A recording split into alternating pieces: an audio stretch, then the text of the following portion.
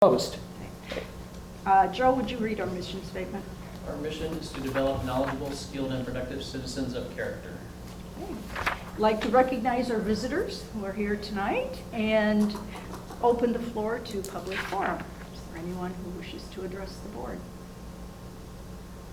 Okay, hearing none, we will move on to consent agenda.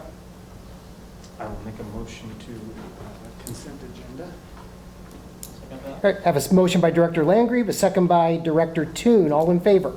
Aye. Opposed? All right, motion carries. And I will pass the around so that we get everything signed. Okay. Thank you for this, Eddie. Moving on to reports and commendations. All right, first one we have, congratulations to Cameron Kettleson for his first place finish in the Skills USA Automotive Paint and Refinishing. So congratulations, Cameron. Also, Morgan Rinker has taken on the EL program this year in addition to her work as elementary associate principal and preschool director, and she has knocked it out of the park.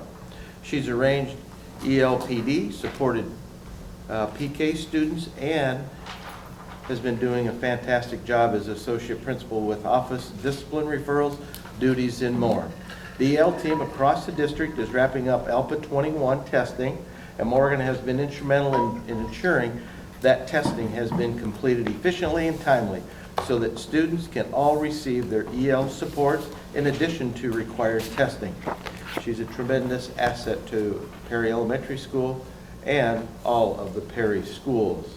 Continuing on commendations to the Pulse team for a great performance last Friday featuring 6 senior soloists. Hayden Splendor, Towns Wilson for representing Perry at the state wrestling tournament. Gustavo Dreos for being selected first team all-conference, and Lily Myers for being selected second team all-conference for basketball. And that is it for our commendations. Okay. Superintendent's report. Okay, the first thing that we want to talk about is to give a brief update on a possible new scoreboard at Dewey Field. A couple things that we see is this. The function of the scoreboard has had some issues, specifically timing has been off a little bit. We've worked to try to get that rectified. I don't know if it's completely rectified at this point. So the placement of the scoreboard is difficult for people in many ways. Number one, my opinion only, maybe yours too, the way that it's placed, it's right in front of Dewey Field. It's an eyesore. If we could put the scoreboard on the west side as opposed to the east side, that could be helpful. As I go to the ball games, probably the number one question I get, Mr. Wicks, what's the score right now? And I said, well, we've been watching some students over here. I don't know what the score is right now. Let's just walk over. So kind of making it somewhat fun with this, but there's a lot of people that don't see the score of the time. Just because many of you already know, a few years ago, the home team was on the south side, visitor was on the north side. And with our renovation, we switched that. Therefore, the placement of the scoreboard is in a tough spot. So with that, Mrs. Luderman and I have been talking a little bit about the possibility of a scoreboard. So she's going to, I think, share some pictures. And just so the board gets an idea, anybody else that's here, as far as some possibilities. So, Mrs. Luderman. Okay, thank you. Thank you for having me here tonight. I just have a few updates for the activities department, and we'll start right with what Mr. Wicks is talking about with our Dewey Field potential scoreboard update. So the issues are our existing scoreboard. It was installed in 2011, and we did have issues, especially with soccer, where the time would not tick down correctly, so it would skip, it would stop, and then catch up later. And I had a lot of phone calls in the interim of, what's the score? It's not, or what's the time? It's not working correctly. So that is a big issue. We did replace the antennas and tried some of those general maintenance things, and it seemed to work a little bit, but I've noticed it a little in the football season as well. It has some outdated technology. The video board runs ads only. And bigger than that even, we use varsity group advertising, which actually only gives us 50% of what they bring in. So we're kind of limited on what we can do. We don't really have any interim control over what is going up on our video board. And then as Mr. Wicks mentioned, the location, I had the Van Meter football staff was here. They were looking at creating a new press box, and they wanted to come and view ours. And the first thing they said was, "Oh, that's the back of your scoreboard." So we have this great, nice complex, and then you look at the back side of the scoreboard when you're in the nice, when you're entering into our facility. So we did go visit Bondurant Farrar, who has a similar scoreboard to what we are looking to install, and we had a nice visit with Ben Anderson. This would improve experience for players and fans. So the sporting goods of sporting programs is, of course, football, track, soccer. You could also highlight the marching band and do a live display as they're marching. The Perry Elementary track and field day, you could highlight some kids and highlight the classes. The Paces events, and then the newly formed Blue Jay Games, which is our Special Olympics groups that we could all use the new video board if this is how we are moving forward. It would offer an improved sound system. One of the issues with our current system is it's on the light poles, so depending on where you are in the stadium, it sounds really great, and sometimes it reverberates, and there's a kind of an echo in places as well.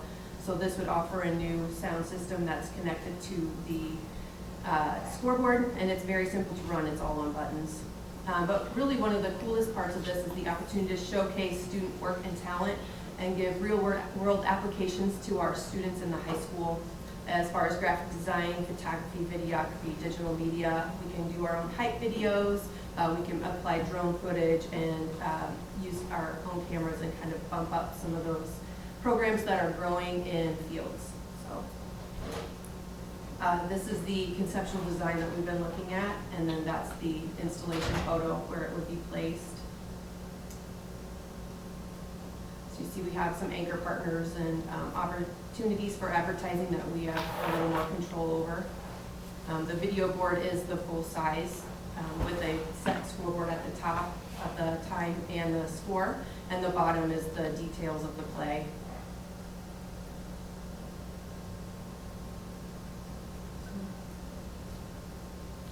Any questions? Well, I got one. Okay. How about we talk about money? Right. Let's get there first. Yes. So we've been working with Daktronics, who would come in and help us work through all of the details and all of the finances required. And there is quite a broad range in scoreboards. So there's lower end and there's higher end, and I obviously feel like we'd be somewhere maybe in the middle-ish. We have talked to two partners in the community who are willing to help us with the project to get started. Okay. So, How much is the overall cost? Well, there's a range. Yes. Well, How let's about just, the- just give me a range, just How about- start the low ball, and then we can work our way up. How about just a low range? 250,000. Okay, and we got how much money raised? Oh, we haven't even started it Okay. yet. Yeah. We would need to get to 250. Oh, We need to yeah, get- bare minimum. Yeah, we need to get, We'd have installation, yeah, cost two. yeah, Talk to Matt, talk to Dallin. yeah. Demolition, Oh, yeah. So you're talking 300, probably, yeah. yep. I would say then the top end is at 400. Okay. So between 300 and 400. Okay. Yep. Okay. That's the first one. How- Looks How nice. how generous are your sponsors? Well, I'm not expecting Yeah. 400,000. Yeah. You know. Yeah. that's a good question, but we don't know because we're just starting. This is where we're starting. We had to get it, same Travis's question, okay, what kind of cost? And then what's it going to do for us? So we've gone through some of that. So the next part would be this. We've had, I know, two major companies that have already contacted us, and this has been for probably, a year and a half ago. Said, hey, not quite there yet. We're working on, with the Perry Elementary project, and there were some other things going on, of course. So said, it's gonna have to wait. So then Tina and I started a conversation as far as, gosh, is this possible? So what Daktronics would do is they would be able to give us some of the information as far as sending out to some potential donors. And we would just have to go through, invite them, see what kind of interest there is. So right now, on a factual part, I know there's two. I don't know, are they looking at $10, 10,000, or 100,000? Is Daktronics the same one that we did? We did some actual real like interviews with Yep. some things with, like, they were back in October of '24. Yep, exactly. Same, that's the same Yep, company, right? Yep, so we've Because it had, looks very similar to. yeah, what- it is. We probably have had 3 different conversations Yeah. with Daktronics. Yeah. And they go from everything from what you heard to even the classroom part, the career opportunities, that kind of thing. So anyway, that's where we're at. It's not very far, but I wanted the board to at least see what we've done so far. We have visited Bondurant. We visited, there's been other schools that have had it. The one thing that I'm hoping we could have is a scoreboard that people can see, everybody. Number 2, leave with a great experience. There are so many great things that are possible, as you guys well know. But we have some work to do. So we may come back and say, we don't have near enough, or whatever the case might be. But I did talk to Dallin. I said, hey, Dallin, as we look at our capital expenditures, you know, what could we afford, what we haven't. So we've toyed around with that, but we haven't landed on anything because it's just the beginning. Yeah. I will say that the February 9th work session, the 5-year capital plan did have some dollars. I'm going to be upfront, it wasn't the full cost, Yeah. but there are some dollars in that capital plan that would be earmarked toward a potential scoreboard. And the reason we have Matt Gillespie here is that he's going to be able to help us to, no, just kidding, Matt. We're not expecting a donation or anything right now. Put you on the spot. All right, so that's a little bit about the scoreboard, just high level. Before we would go any further, our role is going to be this. Talk to potential donors, see what this skinny is. We'd come back probably with Daktronics so the board would have a better idea, so that we have buy-in. We feel strong about it or not so strong. But I think it's at least worth looking at and letting the board know. Mrs. Luderman, anything else on the scoreboard that you want to? No, I think just excited to have the opportunity to look into it, I guess. I have questions. Okay. So when we talked about the hiring of the Director of Teaching and Learning, I asked why now? And we talked about, well, the hiring season, and I thought that was reasonable. Mm-hmm. Same question for this, why now and why not for the next superintendent that can hit the ground running and figure out what are the priorities of the school district? Yeah. I would say this, I know that it's a priority. I think some of the board members maybe feel that it is. I know our community does. If any groundwork that we could have before the next superintendent, I think would be a plus. I'm not saying in the fall the scoreboard's going to be there. I think if everything went smooth as silk, I think you're probably looking at a year down the road, realistically. But what I'd like to do is at least get a good idea of interest, potential, and then get back to the board. I think it'd be a nice thing to be able to have in place. So that's why now. Based on what do you think the community thinks this is a priority? Based on what? Well, data? there's a couple things. If you walk in my shoes and you talk to the people that are at the games, the #1 question by far, I mean, it is, nobody, I don't hear anything, what are we going to do about the football team, or how about soccer, or how about this? It's, we can't see the scoreboard. And that's, I don't know, it just, it is what it is. So what part, I guess we can talk this offline, but, okay. So what funds do we have dedicated to this in that 5-year This would be coming out of PEPAL. But what's the funds, the quantity? The quantity that I had initially with the understanding of the potential partnerships, I initially put 100,000 in, which would cover basically demolition and tear out. That's a starting number. Fully understanding that's not going to be nearly enough. So once we, number one, get through the elementary project, which, we want to make sure we've got the appropriate funds for that. Once we hear what the numbers are going to be in terms of potential capital contributions, then we can rearrange those numbers. But that full number that was in there was really, it was a low number. Fully admit it was a low number, and more to cover things like installation, demolition. Once we figure out what the overall cost would be, plus what donations we would get. So there was a facilities plan, I think it was a 5-year facilities plan at some point. What I recollect, we built the turf room, we'll call it, then the high school CTE, then from there we went to the middle school, then we'll do the elementary. That came from a plan, I'm assuming. We've had more of a plan on Dewey Field. We had a kind of a 4-step plan there.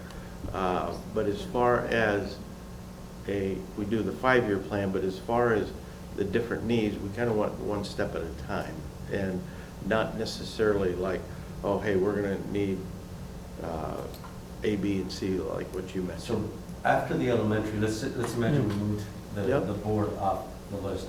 What would be next as far as priorities for the school district? Well, for right now, the next things that we have are more maintenance related. Chiller, 500,000. We're also looking at the track and sealing the track because it is, after 5 years, they said you need to take a good close look at the ceiling, because if you go out there right now, it's starting to show some wear, and you want to try to catch it before the wear starts to get so bad that then you have to start doing some other things. So those are just a couple things, Eddie, but there's not a major improvement as far as the rest of the buildings right now. It's more infrastructure related maintenance. My understanding was that the roof, that, again, follow up. I guess the point behind my questions is that I don't know if this rises to a high priority in my book, but we can get to that point down the road. If I could ask this question, when was the last iteration of the 5-year facilities plan? Because I know we have a 5-year forecast, Right. but from a more strategic perspective, when was the last? Each year we try to update that, the 5-year plan. So Matt and I, we talked probably at the beginning of this year, or be 25, 26. Probably like And then- right before I came in. Yeah. So I think it's good to do due diligence. I think that's always good to go through the motions of trying to figure out what the research is. But my suggestion would be if we start asking for funds, that we bring it to the board to see what the serious, Yeah. how serious the board is, because Yeah. I'm not sure which board members are interested in this, but before we ask for commitments, I think we should probably put a commitment up front first. Well, I think what we could do is talk to some potential donors. We could. The challenge that comes with that sometimes, and it's hard to figure out what to do first. Yeah, it's a check under the eye, good. It's kind of, But what I've found with those situations is, once we get commitments from donors, then it kind of backs us into a corner as far as, all right, now, certain people in the community have dropped whatever amount of money, and yeah, I think at some point we should probably have a discussion on what our priorities are. Okay. Eddie, what if, hypothetically, let's say that we talk to donors and they think it's a great idea and it's fully funded. Oh, let's Yeah? do it. Yeah, Yeah. all right. Yeah, 100%. Yeah, well, that's what we're looking at. The demo might still fall, just like any project, like Dallin was just mentioning, but. Yeah, if we get that funded 100%, I don't even donate to it. All right. Well, we have an anchor, and I think Eddie Diaz on that left one will be that'll be our start right there. And so, any other questions, though? Okay, Mrs. Luderman, we'll continue a little bit. This is her month to go ahead and talk about PSP and trademark possibilities. Go Yes. ahead. So after the switch in the coaches for our PSP program, Coach Pierce, Coach Hardy, Coach Jason Luderman, Coach Delvet, Coach Fox, and Coach Craig have really taken this under their wings, and we have modified our high school PSP. So Mr. Pierce offered it at 6:15 in the morning, and we had so many students attending that we added a 5:30 session in the morning to split that up. So we're averaging 55 students every morning that we offer it, showing up at either 5:30 or 6:15. 31 of those students have a 90% attendance, which is kind of our threshold to share. So we have 15 students with perfect attendance, and we have had 78 different students attend at least once In the morning or in the afternoon? in the morning. From the first, they do it in triphasic things, and Mr. Pierce will be able to talk more about those details, but through the first try, we have had 13 school records broken in the weight room from the high school students. Our middle school PSP, we've shifted that a little bit as well, so it's still after school from 2:45 to 3:30 in the turf room on Mondays and Tuesdays. So Mondays is girls, Tuesdays is boys, and then on Thursdays, we have alternating TNT talks, which takes no talent is what TNT stands for. So I have one of the coaches do a presentation for the kids to work on mental toughness, teamwork, communication within your team, some of those just topics that I feel like help our athletes with their mindset.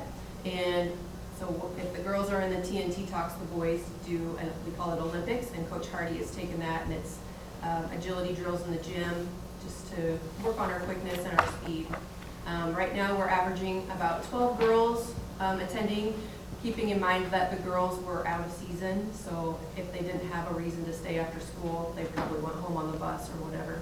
And with boys, we're averaging 30 boys in every afternoon, and those numbers will go. We have 55 girls registered for track starting right after break in the similar boys roster size. So we've had to add more coaches to kind of manage the size of the group for some of those things. And then our summer plans will be similar to 2025, where we piggyback the PSP and open gyms to make it easier for students to attend. I think we had a great summer last year, great participation. Kids enjoyed, parents thought it was easier to get them here and get them picked up, and it worked really well. I do have a report to present to you if anyone wants to read through, I can share that with you. With a little more details, this is just my overview. And then my final topic for today is the trademark and Blue Jay branding. So the advertisement on the right side of the page came from the Perry Iowa Community page, where just anyone was printing up Perry Blue Jay logo and wear and spirit wear, and I've had since then 2 other people have reached out and asked me for the logos so they could print their own thing. So you can actually order Perry Blue Jays apparel off of Amazon. So this is a company that would help us update our slogans if we choose to do that. And primary logo, we would keep the Blue Jay head with the P as in the feathers. We could create district logos. It would ensure no cease and desist letters with our P or any of our logos or slogans, and enforce brand compliance on vendor items. I've been working with Mr. Lipovac and the PHS Foundation to help with covering the cost of this program, and it has tiered options to fit our needs. But a lot of the local school districts are working with the program, trying to make sure that we're in compliance and that people aren't capitalizing and printing the Blue Jay the back way. That's kind of a pet peeve of mine, when the P's not facing the right way. It would just kind of clean that up and make our brand ours. So that's something else I'm working on, and I have a flyer with that as well. What does it cost for branding to get it branded so that it's? There's different tiers, so Give me a low level. about 3,000 average. Is that one time? This would be, it depends on what you want. You know, there's like, if you want a secondary logo, or if you want primary logos, or if you want a Per script year, or is font. it a one-time? It's a one-time thing, so then it would be. So we would own that logo? Yes, it would And we belong would to have the all district. exclusive rights to that logo? Yes, and they would come up with a page of, these are our official, Blue Jay, these belong to our district. Protecting our logo is probably something we should be should be a priority. Mm-hmm. But, So anyway, if anyone cares to. I wouldn't mind the PSP, like member stuff. Sure. Mrs. Luderman, when you said working with Mr. Lipovac and PHS Foundation, so they would be able to or are interested to help with this then, or Yes. to fund it? He's the one that brought the idea to me, and then talking with some of our other conference ADs and district ADs that I work with, they also have used this program for this company. Tina, do you have an idea of how many students are doing athletics in total? Like, so let's take this winter workouts. How many of these kids were in a sport and also attended PSP? I don't know the names of the students that attended PSP. I'd have to look at his spreadsheet versus mine. Yeah. But a lot of them are the out-of-season athletes, not the in-season athletes that are attending the PSP in the morning. Okay. So wrestlers weren't coming in the morning, basketball players weren't coming in the morning Because they practice. because they have practice, and then they have their weight training scheduled during the strength and conditioning during the day, which is enough when you're in season to maintain what you're doing. So these 78 were mostly out of season? Out of season, yes. So that would have been, out of season would have been football. Well, this only Volleyball. started after break because Mr. Pierce took over. I have no data from prior to before. break, nothing.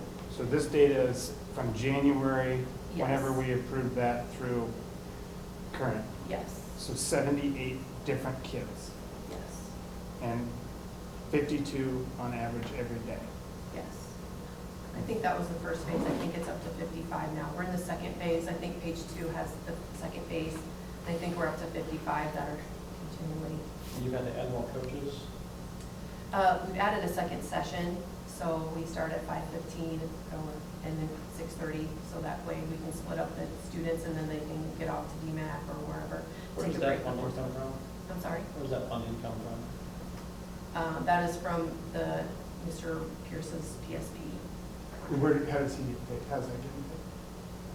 That's, right now, we are taking it out of general, but we have, I had a conversation with 4 Harry Jayette's moms or former moms, and they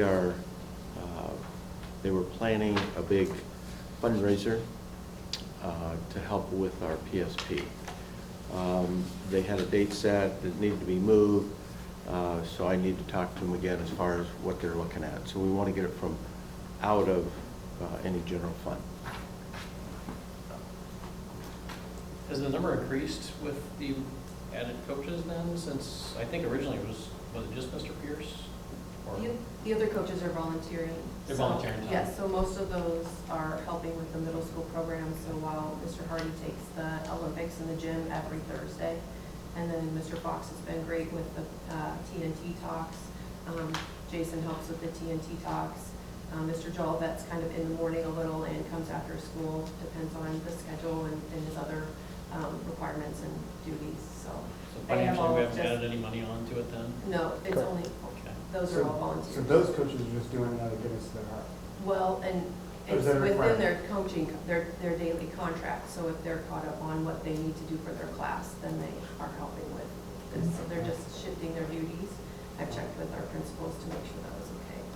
Okay, so it's added to their contract that they're to help as part of their salary on their added part of It's the not contract. any added salary, it's just, No, I mean, it's not added, right? There's no additional salary on there, but it's just, it's another chore part of Yeah, that, yes, it's of that just- job title to also be PSP.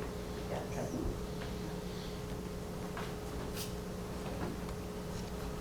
Anything else, Ms. Ludeman? That's all I have. I would say, Okay. I really enjoyed the position and the challenges that come with it, and with every job there's tough days, but I've really enjoyed the opportunity to be here. You're doing a great job. I think I told you that in person, but I also want to email these folks because I had some concerns with the transition from PSP from previous gentleman to Scott and then whoever else was helping. Anecdotal data, well, this is great, but my kids are saying it's the structure is great. They're coming home sore. They're, like, the culture is, that I've gotten rave reviews from my kids, so I would leave these folks and thank you. It's good to hear. Yeah. Thanks, Tina. Okay. We have our first donor up, I guess, with Matt Gillespie. Matt, I bet you're just tickled to be here, you know? So we could, here's the deal. Matt and I have worked on a few bond situations, and Matt is good about giving some static too. But Matt has been with us on all the bonding. So Matt, Yes. you're going to educate us on next steps and how we're doing. Yep. Well, good evening, board. As Clark said, my name is Matt Gillespie from Piper Sandler in Des Moines. I know a couple of you, but a few new faces. I've been working with the district now for almost 26 years in doing this type of stuff, so going through lots and lots of phases and different projects around the district. I have given you guys 3 pieces of paper. I'll go over them fairly quickly, just at least to start with, and then if you want to ask more questions, we can. This is kind of big picture stuff because you actually do have a resolution that is an action item tonight. So you'll get to that. That resolution is simply approving the official statement document, which is the bidding document that gets sent out tomorrow to hundreds of different banks and brokerage firms all over the country, of which we probably will see 3 to 7 actual bids, but we send it to lots and lots of firms. So you're approving that document, you're approving the date of the sale, so you're formally scheduling the date, and then you're also approving the use of Parity, which is a bidding platform that, again, we've also been using in Iowa for about 25 years, which is almost unbelievable that we've had the internet and all those things for that long. But so those things are part of the formal resolution that you're going to do. But these pieces of paper are more, like I said, big picture-ish, just because I haven't been here in person for a while, to kind of give the board an idea of, you know, maybe how the process really works, how do the bonds work, etc. So I'm going to start with this page that's nearly impossible to read. And what you see there's basically kind of 2 sides to the page. On the left side of the dark line, those are the sales tax bonds that you issued last year. So what you see there is basically fact, and what's on the right side is guess, right? Estimates. We don't know where interest rates are going to be tomorrow, a month from now, a week from now, what have you. So that's an estimate of what is going to happen here in the next month or so. And you see on that far right, or the right side of the page, currently we think that you need to issue around $3,020,000 in principal. That will be somewhat flexible on the day of the sale. It's actually being limited by the numbers in that orange box though. So what you see in the orange box all the way to the right is what we call the debt service coverage. So it's kind of like a debt to net ratio if you ever go to the bank yourself as an individual and borrow money.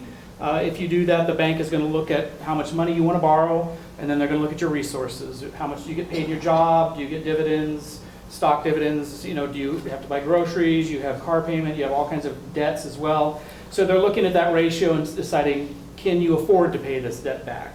That's what that box on the right side is showing us. So what that number is telling us, if you just look at the very top one as the example, where you see 1.32, what that means is that under this example, under the estimates that are created here, you would have $1.32 in revenue coming in from the sales tax, so this is the penny sales tax, for every dollar that you owe to make a payment. And it's not just the new bond, it's all of the sales tax bonds, so it's all combined. And when the district issued debt in the past, you agreed to never borrow again unless you could meet certain requirements. And that's every school in the state has done that. Every city and county does it as well. When they're issuing revenue-backed bonds, general obligation bonds that are backed by property taxes is a different animal. So when you did issue those bonds before, you agreed that you wouldn't issue more sales tax bonds unless we could prove that you had $1.30 coming in for every dollar you owe, what we would call 1.3 times coverage. And you're agreeing to that not only for your benefit, because you don't want to overextend yourself, obviously, but also for the benefit of the bondholder. The bondholder, whoever lent you the money and bought the bonds, they want to have some protection to know that tomorrow you're not just going to go out and borrow down to where it takes literally every penny that you get, because if you lost one certified student under that scenario, you would default. You wouldn't have enough money to make the payment. So the bondholder wants to be have some protections, and it's also simultaneously protecting you. And of course, you're not just paying bonds back with sales tax. You do lots of other things with that money. You buy or lease school buses, you replace laptop computers, you replace the carpet, tuck point buildings, put new ceiling tiles in, paint, all those types of summer things that you do are covered from your PEPAL and or your sales tax.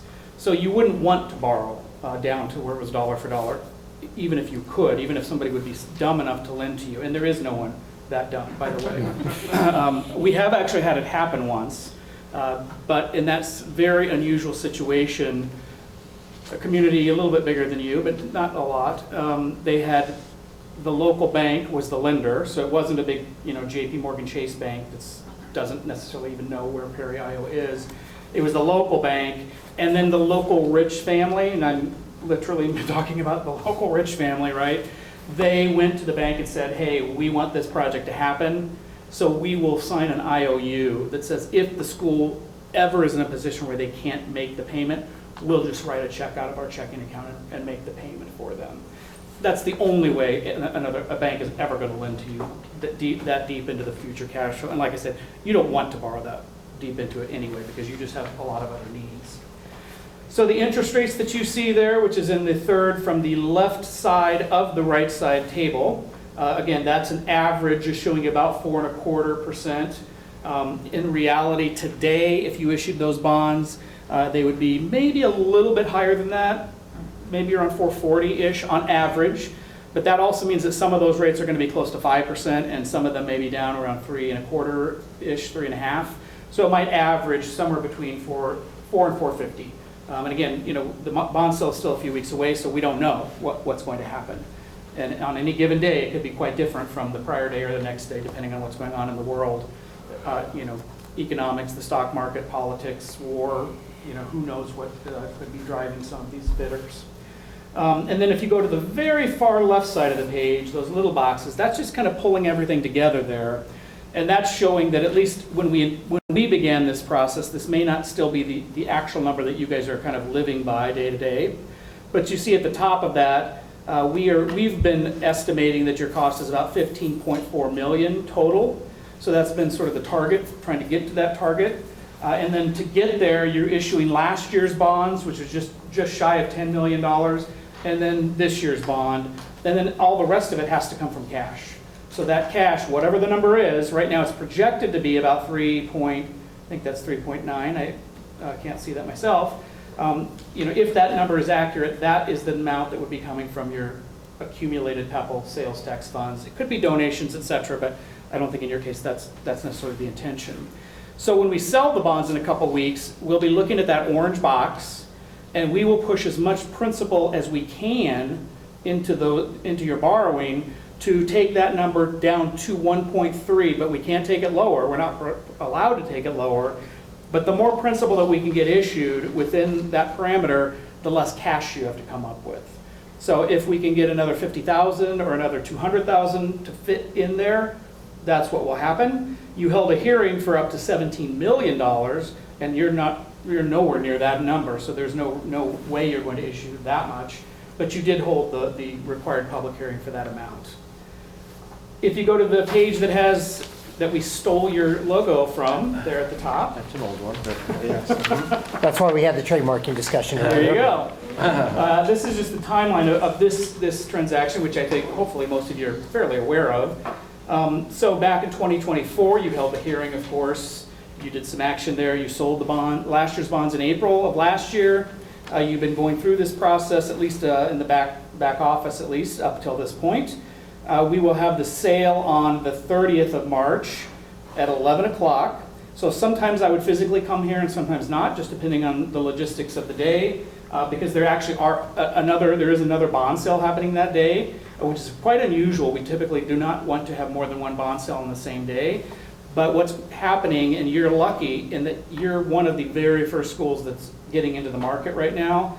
Over the next 2.5 months, actually right after spring break, there's going to be at least one, if not two, Iowa school districts selling bonds every single day for almost 2 months. Because these sales tax issuances in particular because of the potential for changes in the legislature. There's a potential that after July 1, you might have to vote to get approval to issue those bonds with 60% approval. One of the concepts was 80% approval, which is never ever going to happen. So there's lots of things that could maybe change after July 1, but we don't know because the legislature hasn't made their decisions. So lots and lots of schools that were going to be selling sales tax bonds later this fall, or even some that were going to sell them next year, you have to have a legitimate project. And in your case, obviously, you're in the middle of a project, so you need to get these bonds issued. If you didn't issue these bonds before July 1, and then if the law were to change, you might have a building coming up out of the ground that you cannot finish funding, literally. So there could be potentially lawsuits related to the changes to the legislation. I could see that possibly happening. But there could also have been, or could be, potential lawsuits from schools that, or excuse me, from construction firms that are not going to get paid if those schools can't get their bonds issued after July 1. So my point there is just that it's going to be extremely busy. So on that day, I am not going to physically be here, which is one of the reasons why I'm here tonight, is to make sure that you guys are comfortable and understand what's going on, have lots of opportunity to ask questions. And again, that's one of the earlier sales. So you will be getting in, I hope, I assume, when we sell lots and lots of appetite for these bonds.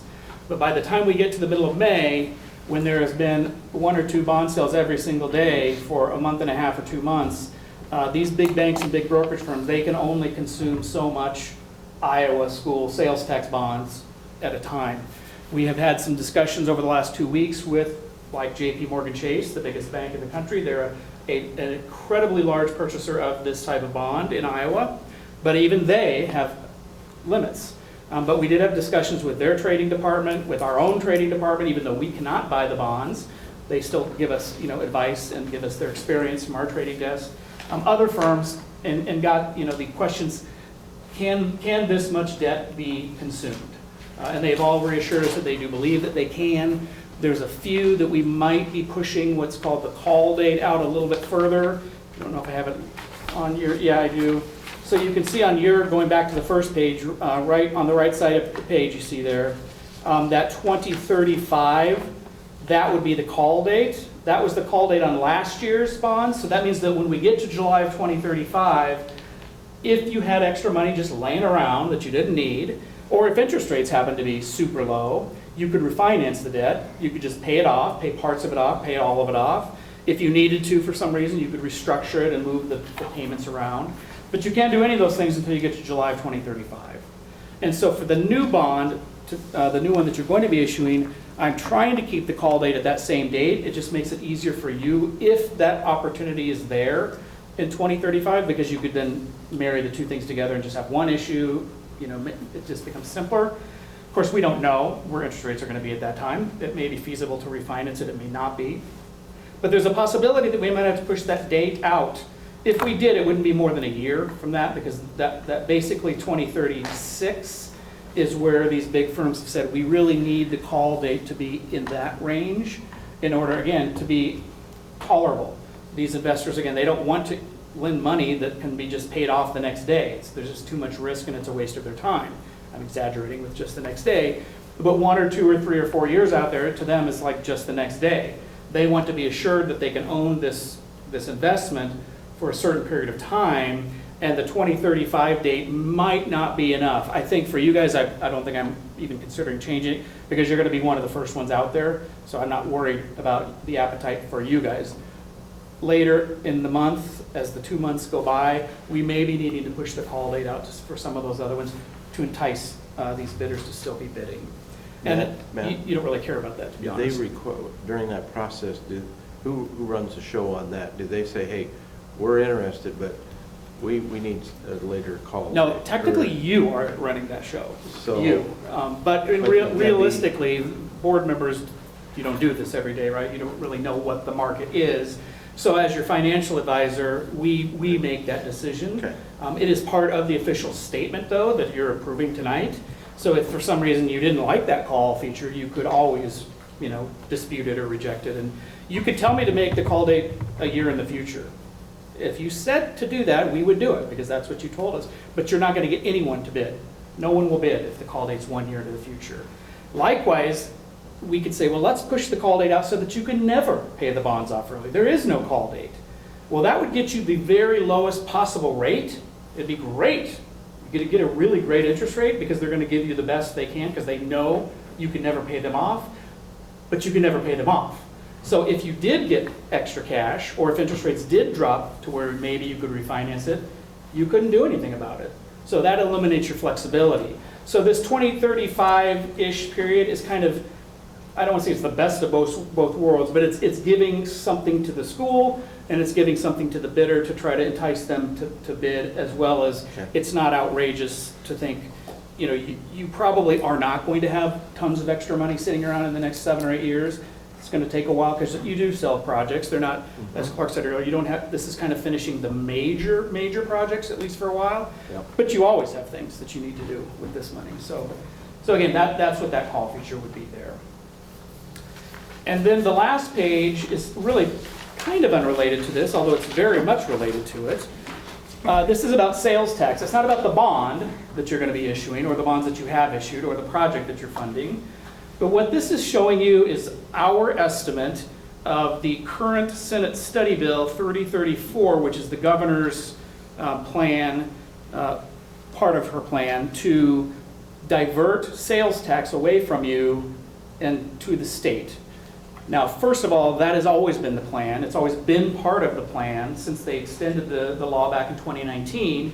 The legislature extended the tax. For those of you that don't know, the sales tax was going to end December 31 of 2029, and in 2019 the legislature extended it, and it goes now out to December 31 of 2050, basically January 1 of 2051. So that was the nice thing, they extended it. But then part of doing that, they said, okay, but we're going to slowly start to take some of the money and use it for, theoretically, property tax reduction. And they have been doing that. Now that's all built in to the third from the right column. So under that third from the right column, you see at the top of it, it says current law. So those are numbers that we at Piper have been projecting for years. We keep tweaking them every year. Each year we get more and more factual information about the future. Certified students at your district, certified students statewide, retail sales statewide, et cetera, et cetera. So none of it's written in stone, but it keeps getting more and more accurate. But if nothing happens with the sales tax law at all, that would be, as of today at least, an accurate estimate of what your future sales tax revenues might be on an annual basis. So maybe around $84 million, a pretty big number. Now that does go back to 2021, so some of that money you've already received. And then the second from the right column is showing what it would be under the governor's proposal. So as I said originally, the third from the right column, in that column, there's about 1% that gets diverted each year, 1 additional percent each year. So we've gotten to the point where the state is right now diverting right around 7% of all the sales tax coming in from the school sales tax. About 7% of it goes to the state general fund. Now, which they in turn do turn around and give back to all schools in what's called the Peter Fund, if you know that part of the school's budget. That's the Property Tax Equity Relief Fund. So it's initially, in the beginning, it was buying down the property tax rate of the very, very highest tax rate schools. Schools like Norwalk, for example, they didn't have any commercial property pretty much whatsoever, except for Casey's. All they had was residential property. They don't have farms. It's a pretty much landlocked type school district. So their tax levy was the highest in the state. So more of that money was going to Norwalk, for example, than others. The property-rich school districts weren't getting any of the money. And then a few years after that, they changed it so that now the property-poor districts are getting more of it, but every district gets some of it. So that is buying down your property tax levy rate. It's happening automatically within your budget. There is a place you can look to see what it is, but most of the time you would not even know where to look. But it is lowering your tax levy. So that's already happening. So in that third from the right column, that's already assuming that a roughly 1% more each year keeps going to the state, and you still are getting a little bit more money each year, at least by the estimate there. The second from the right column is showing if instead they took So over the remaining life of that, it would get to about 30%. So about 30% of the sales tax would be going to the state. The schools would be splitting about 70%. The second from the right column is showing, well, what if that happened, instead of happening over 24 years, it happens over 4 years. So we get to 30% in a very, very fast way. So you can see then in the very far right column, it's showing how much sales tax money would you lose. Maybe $217,000 next year. Right there, I can see the scoreboard $100,000 is off the table probably if you're going to lose $217,000. And it would get to the height of it in 2030, and you see there it'd be $589,000. That's just your district, just 1 year. Sales tax money that you wouldn't get that you are currently getting or that you'd be projected to get. So it's a big deal. Now, could you still pay the bonds? Yes, because there's that 1.3 coverage, etc. So with that part's built in so that you could pay for the bonds, but would there be enough money then to go buy school buses? Probably not. To replace technology? Probably not. To paint, tuck point, replace the carpet? Probably not. You can see it's not that you wouldn't have any money. You still get $76 million over that period, but you might be losing out on $8 million over the next 22 years. So that's a pretty big number. You know, and again, you can equate it to whatever you want. Is it school buses? Is it carpet? Is it tuck pointing? Whatever. It's stuff that you could not do that you currently can do. So what does that mean that on a generic basis, not necessarily Perry, maybe Perry, but some districts are certainly going to say, well, we can't live without that money. We have so many needs, so we're going to have to go out and vote and increase our PEPAL. Or, these projects are significant. It's not just something that PEPAL can just pay for, but we feel like we need these things, additions to schools, brand new schools, whatever, new athletic facilities, whatever it is, they're probably going to have more voted bond issues. Well, if you have to raise your PEPAL, if you can, or if you have to have a bond issue, what is that going to do? It's going to raise property taxes. That's how those two funds are paid for, from property taxes.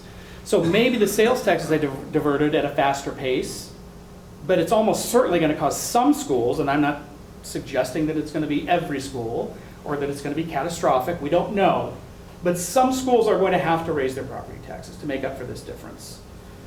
If you see the very bottom of those two, the second and third column from the right, you see the number is the same, $3,379,000.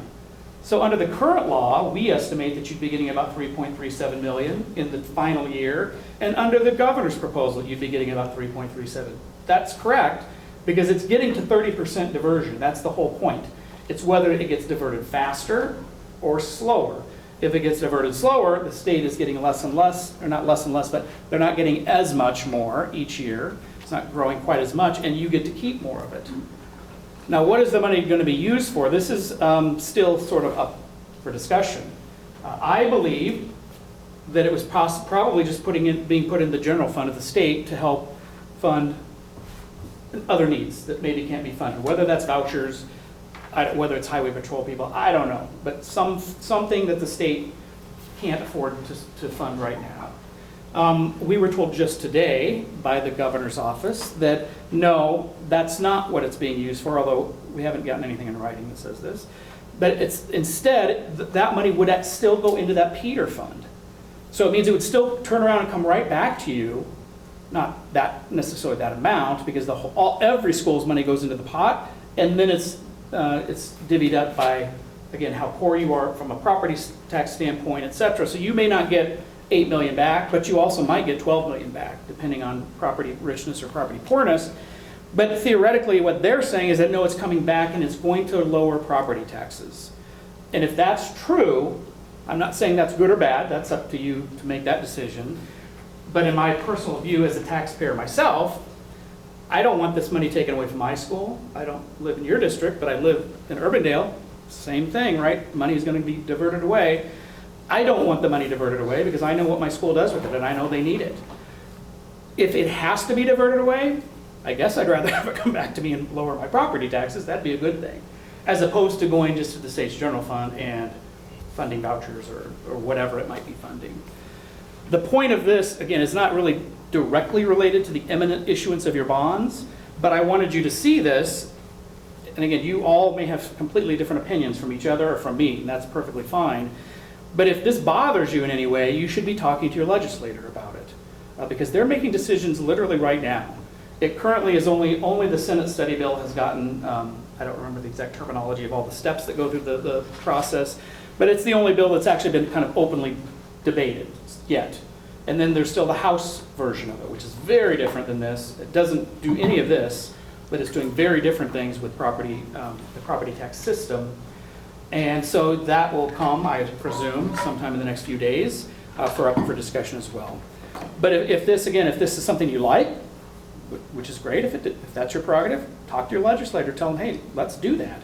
If it's something that bothers you, talk to your legislator, tell them don't do that because this is what we do with the money.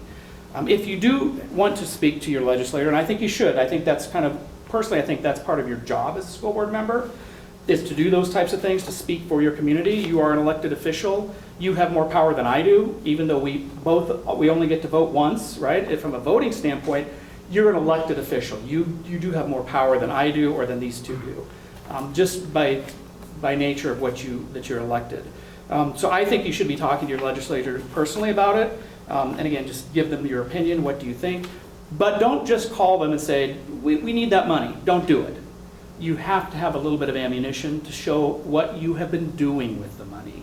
Show them that you've been doing reasonable, everyday, common sense things, that the facilities that you've built are not extravagant palaces to education, or they don't have the Clark Wicks, name at the top of them in gold letters. It's not like that. I think a lot of legislators, sort of do think that some of those types of things are being done because they see some of the big athletic facilities in particular around the state.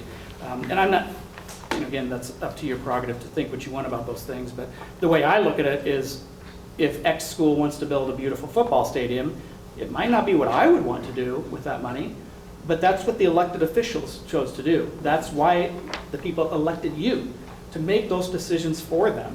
They may not like your decisions, and if they don't, they can come and sit here at every single school board meeting, or they can also run and try to take your place, right? So that's what the system is all about. I think you should have local control, not be controlled from Des Moines personally. So anyway, if you have questions about this, or questions again about the bond process, the structure, how does it work, definitely we can go through those right now. Eventually you're going to get to the resolution, and then you can kick me out of here. And you can always ask questions. Just because you don't think of something tonight, you can call me, send me an email anytime. If you do choose to send me a message directly, which again, you're welcome to do, I'm always going to respond with these two gentlemen on that. We don't respond to school board members individually. Not because we don't like you or don't trust you, but we just never know. We don't know what anyone's modus operandi is, right? We don't know why you're asking questions sometimes. So we always are going to copy the administration on it. But again, ask questions anytime. Next week, 6 years from now, I won't be at Piper 6 years from now, but you can ask whoever's there, Garrett or Travis. So questions about the process? I say Matt and I talk on a very, and I underline very regular basis. So on the day of the sale, it'll be much, much quicker than this. Again, I'm not going to physically be here. But what we'll do is we take the bids during the day, and it's all electronic. You're welcome to come and sit in the superintendent's office and watch the process. That happens sometimes. Anyone is welcome to do that. It's pretty boring. I don't know really why you'd want to waste your time, but it's interesting to see one time, not 1,000 times like I've seen it. So that'll happen during the day. And then it's very clear who the winner is, because they're ranked by the lowest combination of interest rates and fees. So it's not just interest rate or fees, it's a combination of those things that has to be the best. That's who wins. Then we prepare some information, kind of this stuff, but instead of having guesses on it, it has the real numbers. Prepare that for you that afternoon or evening for your board meeting. We'll go through the real results, literally depending on what you want. It could take 2 or 3 minutes. Maybe 10 or 15 minutes, probably at most, and then the board just awards to the best bidder, the lowest bidder. So it's fairly simple on that day. It's the most exciting day for most schools because they're selling bonds. It's very exciting. But from our point of view, it's probably the easiest day, because the process has already been going on for a year, 2 years, and it's kind of the end of it. So, you can ask questions about that anytime as well. So if you want to go to the resolution, I think that's the next thing on your agenda, is it? Or is that No, later? it's later. Okay. Unless, yeah, it is later officially It is on the later. agenda. Yeah, that's all right. I'm not going to hang out for that. I don't think you probably need that. If you do have questions that come up, you can call my number and I'll talk to you guys. But again, you're just going to be approving the document. If you don't approve it, nothing's going to get sold, right? You need to finish the project. You're approving using electronic bidding, which your district literally has used for over 20 years, and all around the state, 25 years. And you're setting the date for March 30th, or whatever the date was on there. It's all one resolution, but you're capturing all three of those things. Very simple. You'll have to have a roll call vote, but shouldn't take you more than 10 seconds to get through it. All right? I think we're all set for that. Any other questions for Matt, though? Okay. Matt's been very good. If you do have questions, he's serious about it. He will answer our questions, and we have to call him now and then. Yeah, and if you have citizens that have questions, that's probably the most important questions, I think, to answer, because a lot of times the citizens certainly they don't understand it. Even you guys don't understand it half the time. Not because you can't, but it's just, this isn't what you do every day. But citizens certainly don't understand it a lot of times. If you have questions from citizens, definitely pass those questions along. Because I do not want misinformation to be out in your community, for good or bad, whatever the questions are. I want the truth to be out there, so that they're not hammering on the school board or anyone else about things that they think are true that are not true. There's no reason to not know the facts, because we can easily tell from the facts, so let us know. Thank you, guys. Okay. Thanks, Or, Matt. just in Appreciate case it. I don't see you again, Oh. at least in your current role. Hey, We've worked together a long time. You bet. I've always appreciated working with you. You Thank bet. you for supporting us too. Thank you. And when we get going on that scoreboard, we'll have some more conversations. Well, I can see what Piper can do. I see my extra money is going to pay my ex-wife, so there's not a lot of extra there for There's that. no, well, that takes care of that then. Have a good All night, right. guys. All right, thank you. Thanks, Matt. Matt, go out this way. All right. Annual decap submission. Okay, here we go. Ms. McCormick is here. Is Ms. Beline joining you or no? Nope, just me. So Okay. Provide a brief update on our Perry High School work toward completing and eventually submitting the district career and academic plan. Mr. McCormick, it's all yours. Yep. So this is a yearly obligation. It looks like last year was almost the exact same date. It was the 10th of March that Kevin was here with Ms. Feline to share that year's DCAP submission. We're a little bit further behind than they were, I believe, at this point, and that what I can share with you today is just an evolution and explain where we're at. I cannot share it with you because it is still pretty rough. Right now, it's a lot of copying and pasting from last year and then figuring out which ones we have to update. I'll try not to lose you in the sauce too much here. Last year, every school in the state of Iowa was scored on 12 categories, a scale of 0 to 3, so 36 being high. Perry scored an 11 out of 36. The last time they had submitted was in the 2022-23 school year. At that point, it was a 15 out of 36. The submission is still the same with a couple unusual curveballs, and this is where I think as a school board, you might want to know some of this. Of the 12 categories, only 3 of them are now going to be scored. All 12 of them still have to be submitted, but only 3 of them are going to be scored. So now it looks like the max score goes from a 36 to a 9. That's my understanding of it. I could be a little bit wrong, but I think that that is correct in the meetings I've gone to down in Des Moines. So 2 of the 4 things that we're going to get assessed on, and I know I said it's only 3 we get scored on, but 4 we get assessed on.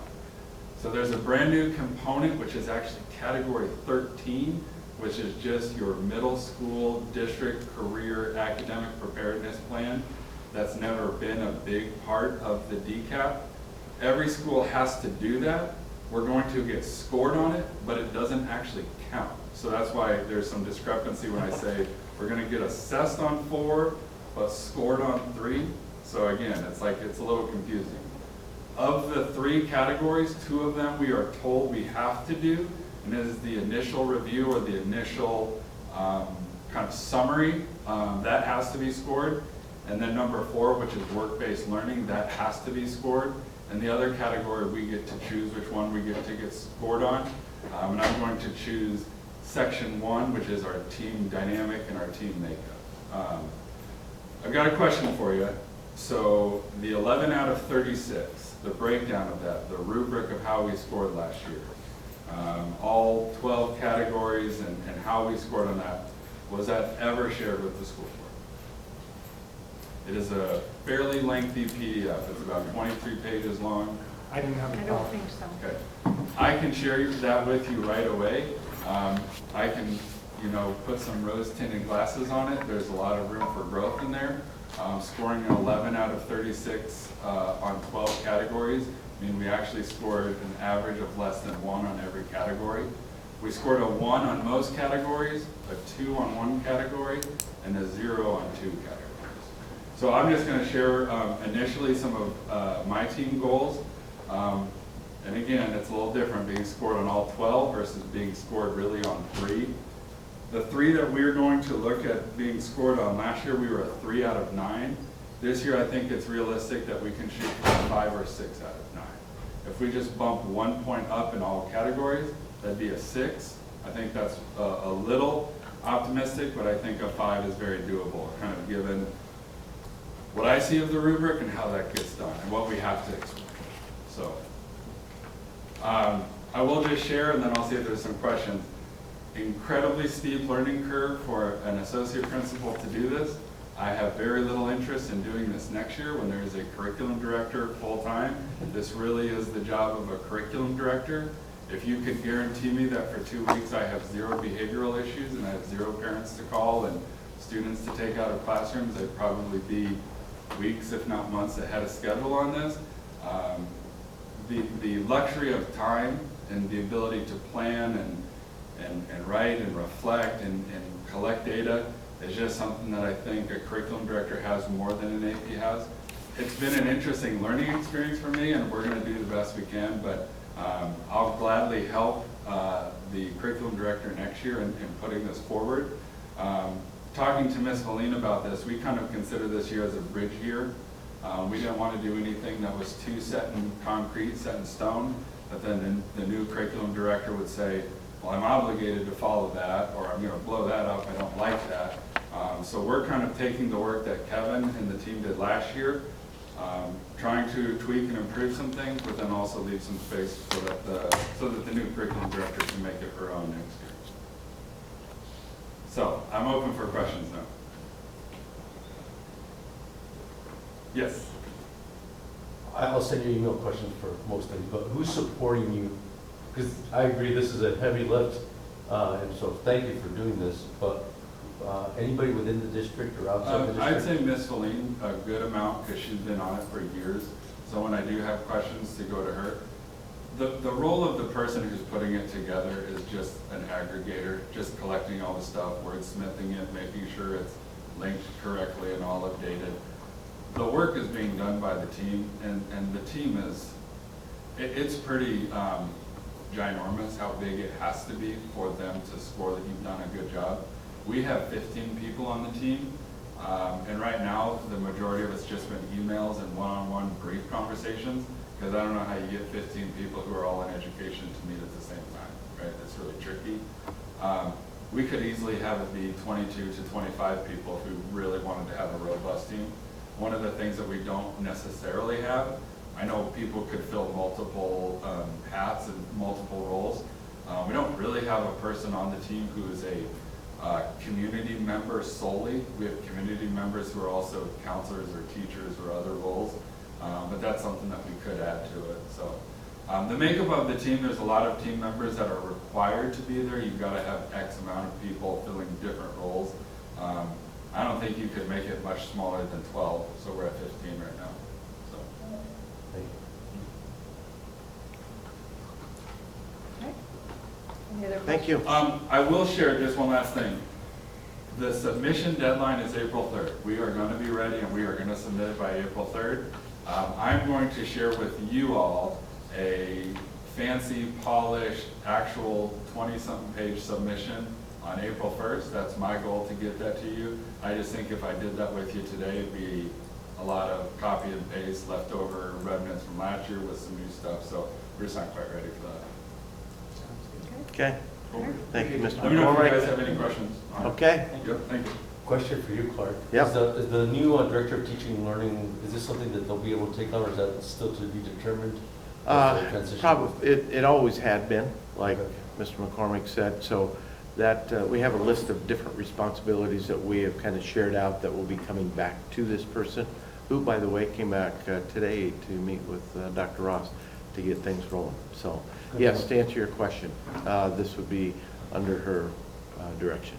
I think, and again, I don't mean to belabor the point of what a steep learning curve it is, because I enjoy challenges. When we initially kind of divvied out roles, I think we made a misstep, and this is, I think, maybe not having Kevin involved in maybe helping align some of that stuff. One person took the ICP, and the ICAP, and one person took the DCAP, and one person took the RRP. They're really all super connected.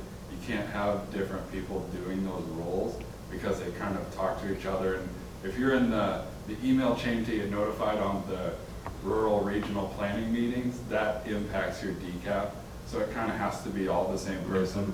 And initially, I think we were kind of divide and conquer, and it just wasn't really working so much. So I will say, Mr. Snogren and Mr. Sorensen have also been a good resource, because a lot of their work with work-based learning and That's going to help. the Perkins grant, like it's all connected. It's just how does the person in this role put that into one big document of what the district's doing? And luckily, Kevin did have a lot of that ready to roll. That's copy and paste and update, but then there's some stuff we want to tweak and make better. So. Okay, All right, thank you. thank you, Mr. Thank you. McCormick. Thank you. All right, moving on to general business. Approve agreement with Morningside University. Same. I'll second that one. We have a motion by Director Landry, a second by Director Diaz. Any additional discussion? All in favor? Aye. Opposed? Motion carries. Approve student computer vendor pricing request. All right, Rich is here to talk a little bit about our computer purchasing and the bidding that has been done. And he said, hey, 10 minutes, Rich. He goes, I'm going to have it under that, but I gave you all the content, right? All right. You guys have the packet, so most of it's questions. The only couple things I just want to touch on, there's three main things that we're looking at purchasing: computers and computer bags. These are the computer bags. So if you can see, we've actually bought a better bag this time. And not only does it do a shoulder strap, but it also can be a backpack. And it has a spot for their IDs. So we want these to last 5 years or more. So we bought it, it's a little bit more, but we want it to last a long time. And so what will happen is the students who, we're getting 800 of these. So the students who have their computer bags in good shape, they're going to get one of these. If their computer bag is just a mess, they're going to get one of the ones that we replaced these with. So that's that.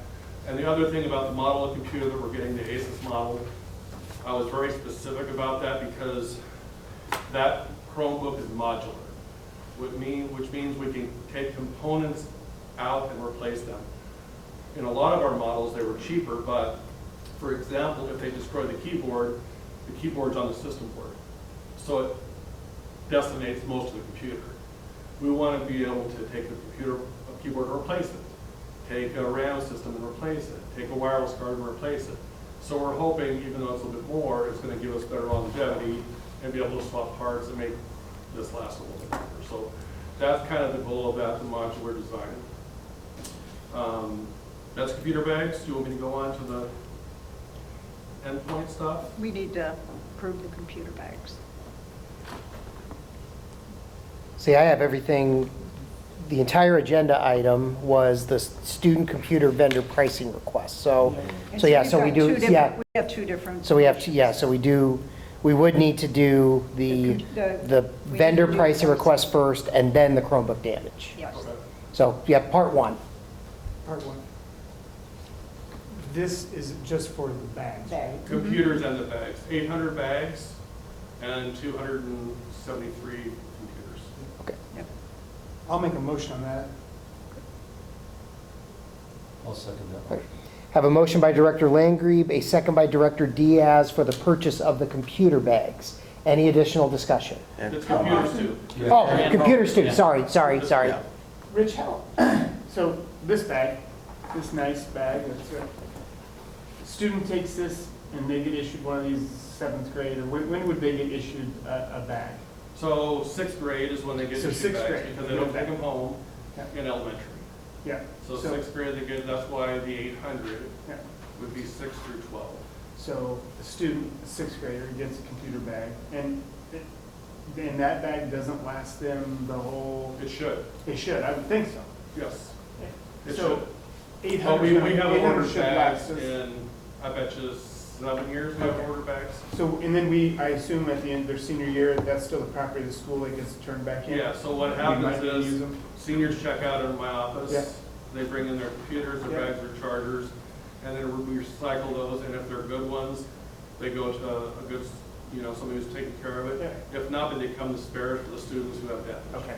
Right, so they're constantly recycled Yep. through. Yep. The only ones that we have is elementary, they start Chromebooks in kindergarten, but they don't get used a lot until 4th or 5th grade. So if you get up in kindergarten or a new one, they're kind of 5 years old before they get heavy use, so we are changing some of those to get, like the senior machines maybe down there or something, because they're not used as heavily. Any additional discussion? You sent an email out on asking the teachers to have laptops go to the conferences when their parents Yes. are coming in. Have you had any feedback on the We've had- effectiveness of that? We've had 2 people pay already, Okay. so that was good. But I haven't heard anything, we just had one conference. It was just Thursday at the high school and middle school. So how do you know, I know that trust is a big part of this, but how do you know if people are actually doing that at I their don't. conferences? I don't. I think that we're all in the same boat, right? They want the kids to have computers because they need them for class. I need the computers to function, to be safe. So it benefits them to do what they can to do it, but I know, this just is a fact. There's teachers who don't want students to turn their computers that don't work very well because they don't want them to lose it. Though for us, if the glass is broken enough, it could be a safety. Like they could cut their finger or it could shatter more. We gotta take it. Like if the power cord has frayed and there's wires exposed, we have to have that back. Like we can't have that. And I'm not sure if we get it turned in all the time, would that be the case? So Clark, I know this principals are off doing important things. I would suggest maybe reemphasizing. I didn't see a lot of that happening. No, you didn't. And I think that's super valuable because once you get parents aware of that, we got 2 people in place. Obviously, some people are doing it, but this is a pretty expensive issue for the school district. And Parent Square's been really helpful. Student brings their machine in broken, I take a picture of it, I log it Power School, and then I send a picture and a message to the parents on Parent Square.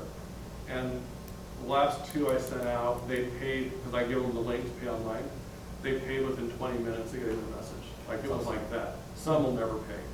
But we've had more response sending it through Parent Square than we have ever before. And so it's helpful. Any progress is progress, Yeah, so. it is progress. Yeah. Yeah. Okay, no more discussion, all in favor? Aye. Opposed? Motion carries. Approve proposed student Chromebook damage response process. Yeah, so I shared that, we talked a little bit about it last board meeting, where there's that video, I don't know if you've watched it, but Yep. it shows how when you damage a computer, it impacts other things that you may want in the school. And so to emphasize that, I think we're gonna integrate it into the laptop orientation that all students go through. And then the sheet that shows, what happened, what could they do better, what do they want to do in the future, that will be filled out when the students break their machines. I don't know how big of an impact, but it can't hurt. Anything that we can do to try to do better, right? We're always just trying to do better. I make a motion to approve that. I second that motion. Have a motion by Director Langrieb, a second by Director Diaz. Any additional discussion? All in favor? Aye. Opposed? If you'll Motion get in carries. touch on the Sophos endpoint or the GoGuardian, Is that an addition, just? It was, you just said to maybe touch on it. Yeah, for The security Sophos purpose. endpoint, I brought it up last time, it's our security system, it used to be called antivirus. Yeah. For all the teachers' machines, all the staff machines. We're doing Sophos with that. That's gonna be a 3-year contract. It's the best one for ransomware. They actually monitor it 24/7 off-site. If a file gets corrupted, they quarantine it and let me know. There's also it's called a back-in-time option, that if a file gets corrupted, ransomware, I can right-click on it and choose go back in time, and it will restore it to a previous version. So it's really a solid version, and it should let us, it's gonna get us through the next 3 to 5 years, so that's part of this. And then the GoGuardian renewal we use for GoGuardian Beacon, that's the suicide, the harm, violent acts, bullying, the teacher GoGuardian where they monitor screens, all that stuff for renewal, that's a 3-year. So GoGuardian's a 3-year, the endpoint security stuff is a 3-year, because we get better deals when it's 3 years. And we're not gonna change those that up anyway, they're cumbersome. So I don't think there's a motion or anything to do that, but Just those some are information. purchases- Those are both purchases that we're gonna have this year to renew and change. And the Sophos goes from 19,000 to 24 a year. So there is a little bit of a difference, but the enhanced protection, I think, is gonna be worthwhile. And if we got hit with ransomware, it'd be way more than that. Any other questions? Thanks, Rich. All right, guys, have a Rich, good day. thank you. Thank you. Approved PACES program summer prices. All right. That's Nisha me. Lila has been here throughout the night. Good to have you here. Thank you. And it's good to have you on board with PACES and the work that you and your staff have been doing too. Yes, I we've think had a it's good been school pretty- year. Yep. So we are working on summer planning. So summer is set to be open from June 1st through July 31st, 9 weeks this summer. Last year was 8 weeks. This year will be 9 due to the elementary getting out extra early with that. So this summer for price rate change, you should have that, I believe. All I wanted to do was just increase at the base level price, so our free rate, reduced rate, and our full pay rate, just $5 at each base level. And why I decided to do that is because last year was a more significant increase at each level, all the way down, so even additional students. So I feel like just leaving it at 5 across the board, just at the base level, obviously will help income-wise, but it will also remain affordable for parents. I think it's a great idea. Yep. Just as far as small changes are Yes. much better than what we had to do Correct. with a much bigger jump. So Yes. thank you for doing that. I'll second that. I have a motion by Director Landry, second by Director Toon. Any additional discussion? Will this get us, how close are we to being self-sufficient? We're getting pretty darn close. I just reapplied for our United Way grant, and then that should be approved. I have my meeting with them in April for final approval and all of that. That's about $27,000, which is great. I got a Bach grant in the fall that was $10,000. I asked for an additional $7,500 from them March 1st, so I should be hearing back from them. And that is all to the summer program. The $7,500 is to help cover field trips, staffing, which are obviously the 2 most expensive things during the summer. But we cover a 12-hour day, so we do have to have that additional staffing for quality of service, safety, all of the above, DHS regulations, so. Yeah. Staff budget But we are reports getting come out close. tomorrow. Yeah, but we're working on it. We've made a lot of changes last summer as well, staffing wise. Not everybody went on the field trips, which saved a lot of money because obviously that's a longer day. I took over as director. Nobody replaced me. So there's not that secondary person there. So there has been some savings cost-wise that way throughout the school year. Summer is the more expensive portion of the program, but with making changes throughout the school year, it should balance itself out. It's good to hear. Yes, Yep. Making good progress. yes, we're getting there. Yep. Thanks, Lila. Yes. All right, any additional discussion? All right, all in favor? Aye. Opposed? Motion carries. Approved Waste Solutions Agreement. Okay, Melody's not here, but this is something that we do on, not every year, but somewhat regular to keep our maintenance I'll going make on. a motion. Yep. Motion by Director Langry, but second by Director Toon. Any additional discussion? All in favor? Aye. Opposed? Motion carries. Approved bus purchase. Okay, Troy Griffith, good to have you here. Want you to ask Troy if he would be able to give us the facts as far as the bus bids and needs. And Troy, take it away. Well, we got 2 bus bids back after I sent out for 3 bids. And the highest bid was $177,099, including the $2,500 trade. The second bid was $173,457, with including the $2,500 trade. I asked to have the first 4 seats with integrated car seats, because we're starting to get more and more three-year-old preschool program. And the IC buses had that in their bid. The Thomas did not have that in the bid, so I talked to IC and asked them what that was cost per seat. And that was $1,690 per seat. So that was a total of $6,760 for the 4 seats. So that's well past the $3,500, $3,600 difference of the 2 buses. So the kind of indifferent things that I prefer, that the International's a little bit better bus. It's got a 16.5 gallon DEF tank compared to the 12-gallon DEF tank. It's got a wider windshield for more visibility. It's got a wider step well for the students getting up with the larger backpacks and things. On the rear door, the hinges are inside to keep the gravel out, you know, the dirt when you're driving down the gravel roads. The step well heaters on the IC buses are 50,000 BTU. On Thomas, they're only 30,000 BTU. The ICs are 16 gauge sheet metal.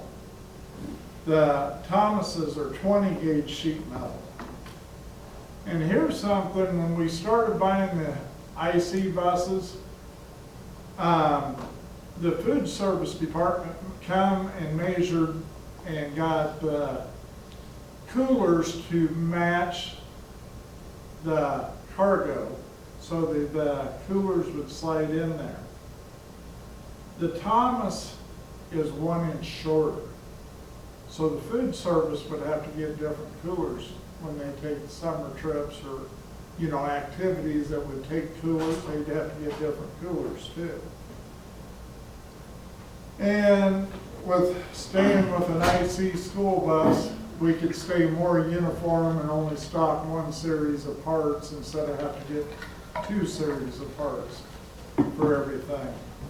So my recommendation would be by the purchase the IC school bus. When was the last bus that we purchased? It was 2 years ago, and it was an IC school bus.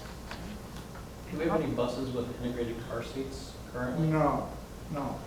What do most districts do for car-seated students? Do they get a bus, or do they transport them in a minivan or something?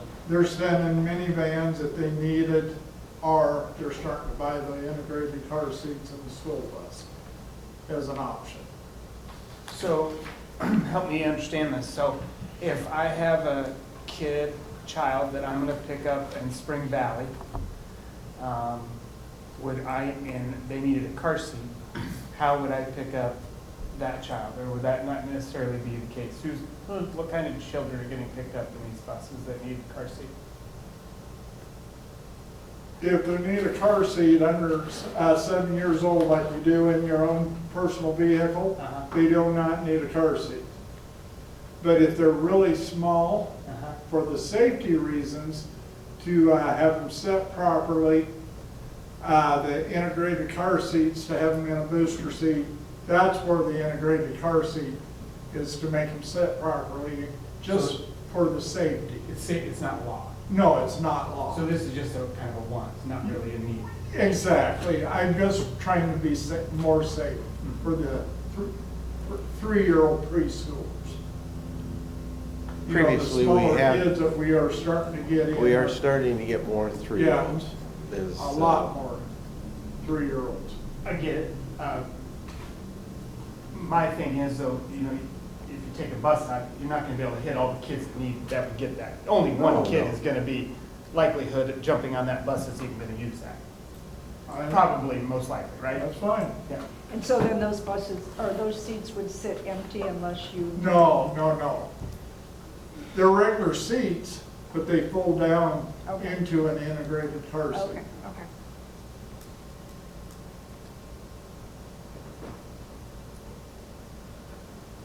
And I missed the last meeting, and I think you presented that, but you had a bus in mind to replace. Yes.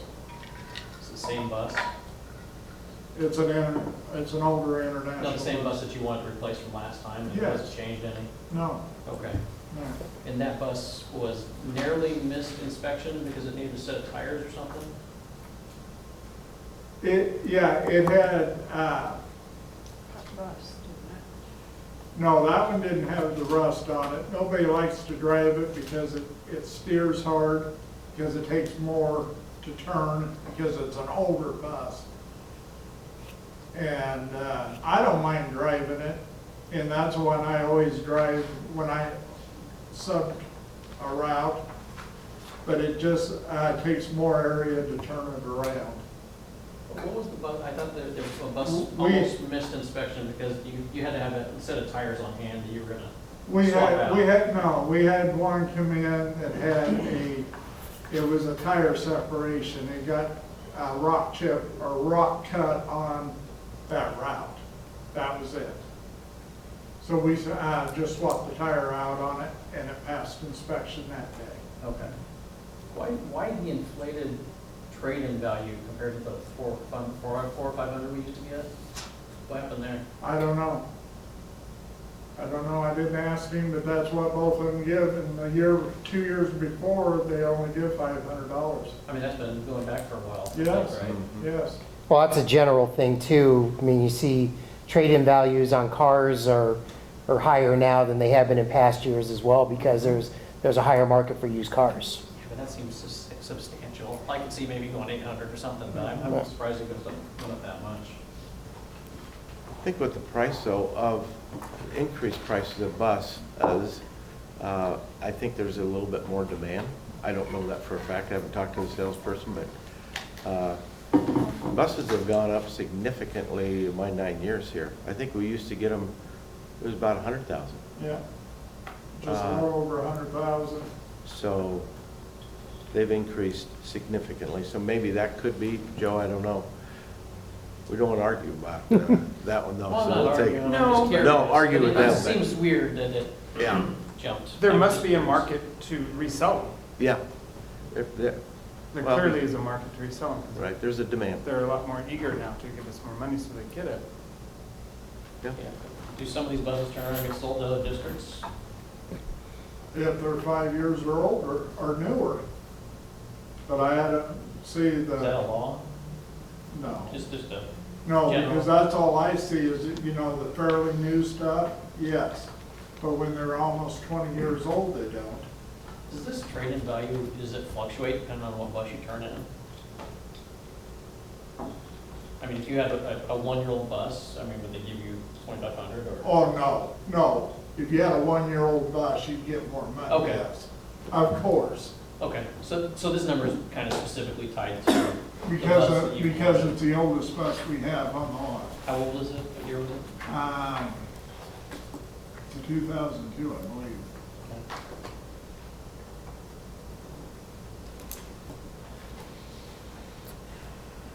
Is that a gas or diesel bus? It's that's a gonna diesel be- bus. The new one is and the old one? Yes, both are diesels. Okay. I guess it's got that, so the new one's gonna. The one that I bid has got Cummins in it. Okay. And the one that's trading in is a 466 International.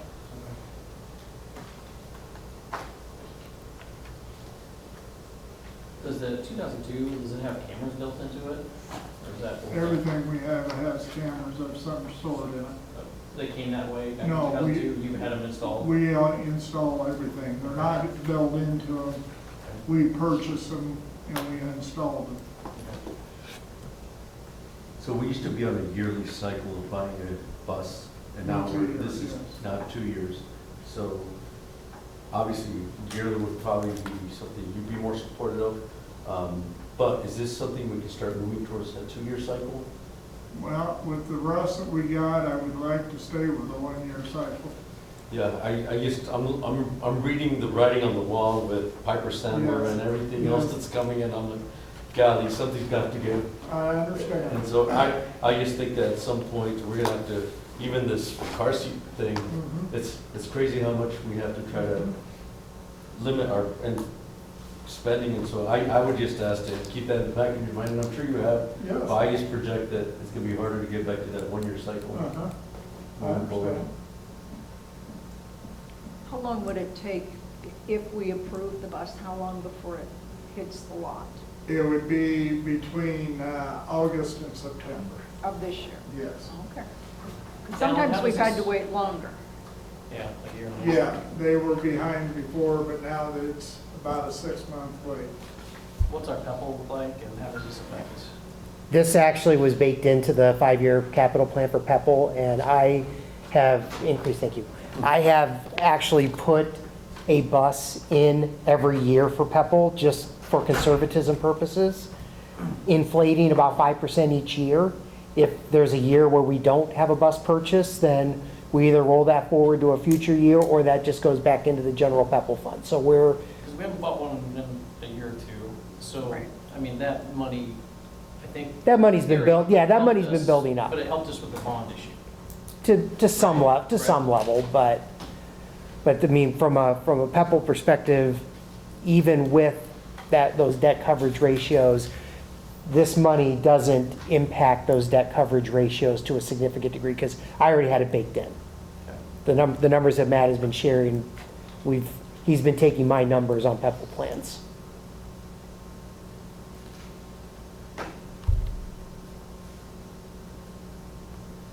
How soon are we going to be in a position that if we haven't purchased a bus, we're really going to be hurting? Probably a year to a year and a half, 2 years. That's due to the rust, mechanical, all the above? There'll be or- rust, and then there'll be the state inspection taking us out. And the rust can be repaired, correct? Well, it's not a cheap repair because you gotta replace the whole panel. Yeah, I understand that. Yes. It's surely cheaper for us. My car breaks down, I don't always just go buy a new one. I sometimes repair it. Mine's getting repaired right now. It's a brand new vehicle, but I sometimes say, you know, I'd rather spend $10,000, get her up and working, and I still got the same yellow bus that looks just like the one that I'm gonna get. The difference there, Travis, is, so on the buses that we need that start to rust to a high degree are older, so their value is much less. And when you compare the cost of taking care of the rust to the price of, let's say, a trade-in or what its value is, doesn't make sense sometimes because you put more into a repair than the value of a vehicle. Or you're saving the money of purchasing a new vehicle. Yeah, that's how I kind of look at that too. It's kind of how I look at The other question I had related to that, for repairs, does that come from the general fund or public? Repairs come from general fund. They're made, Is budgeted. it's budgeted out of the general fund for So that maintenance would expenses. hurt other programming. It hurts, it would affect the general fund, Right. yeah. Yeah, that's the big concern I would have with that approach. I do agree with just keeping it running as best you can for the longest we can, but not being able to use Pebble. I mean, there are break fix programs, but that also has a premium associated with it. It comes out of management fund, but you're also paying district money on a premium in order to cover the insurance cost of that as well. There's no easy solution. I do think that the year-to-year purchase is probably going to be difficult to get back to. I would agree with that. It's similar to what we've done, for example, with the chiller, Right. okay? To repair the chiller, when its value has decreased significantly, that's where we thought it'd be a better idea to get a new chiller that was functioning and the repairs would not be needed. But we also got every square inch of that chiller. We're not Repaired. we're not replacing a perfectly working, good chiller.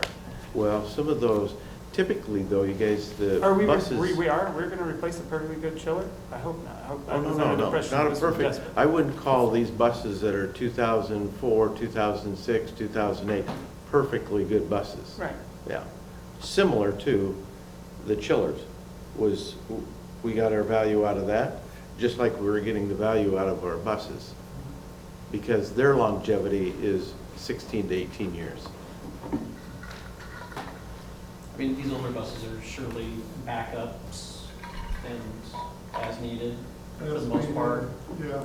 So they're not used as a majority of the newer buses. They should be driven every day. These are more of a, just in case something breaks down, something happens. But during activities, During activities. then we run every day. we're using them. Yeah. Because you're probably using every bus you've got for activities, when you get to, especially this spring. Oh, I doubt it. Well, sometimes we're using all the buses and How many we buses have are 4 in the fleet? activities. 22 or something? No, 18? 18. And you've got that many CDL bus drivers on roster.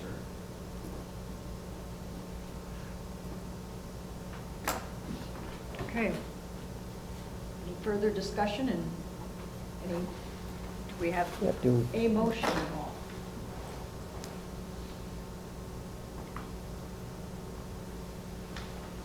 Okay, then hearing none. Hearing no Hearing motion. none, we will, Wait, say again? let's say, if, Do we have a if they- motion? if I'll make they're, a motion. Okay. Sorry, I thought we already, so what were we discussing? yeah, we, Break the rules. we bent the rules a little bit on that, so. I'll make a Yeah, motion. oh, so we have the okay, so we do have a motion. Motion is for what? To approve the purchase of, sorry, I stepped out, bus purchase. Okay. Do we have a second?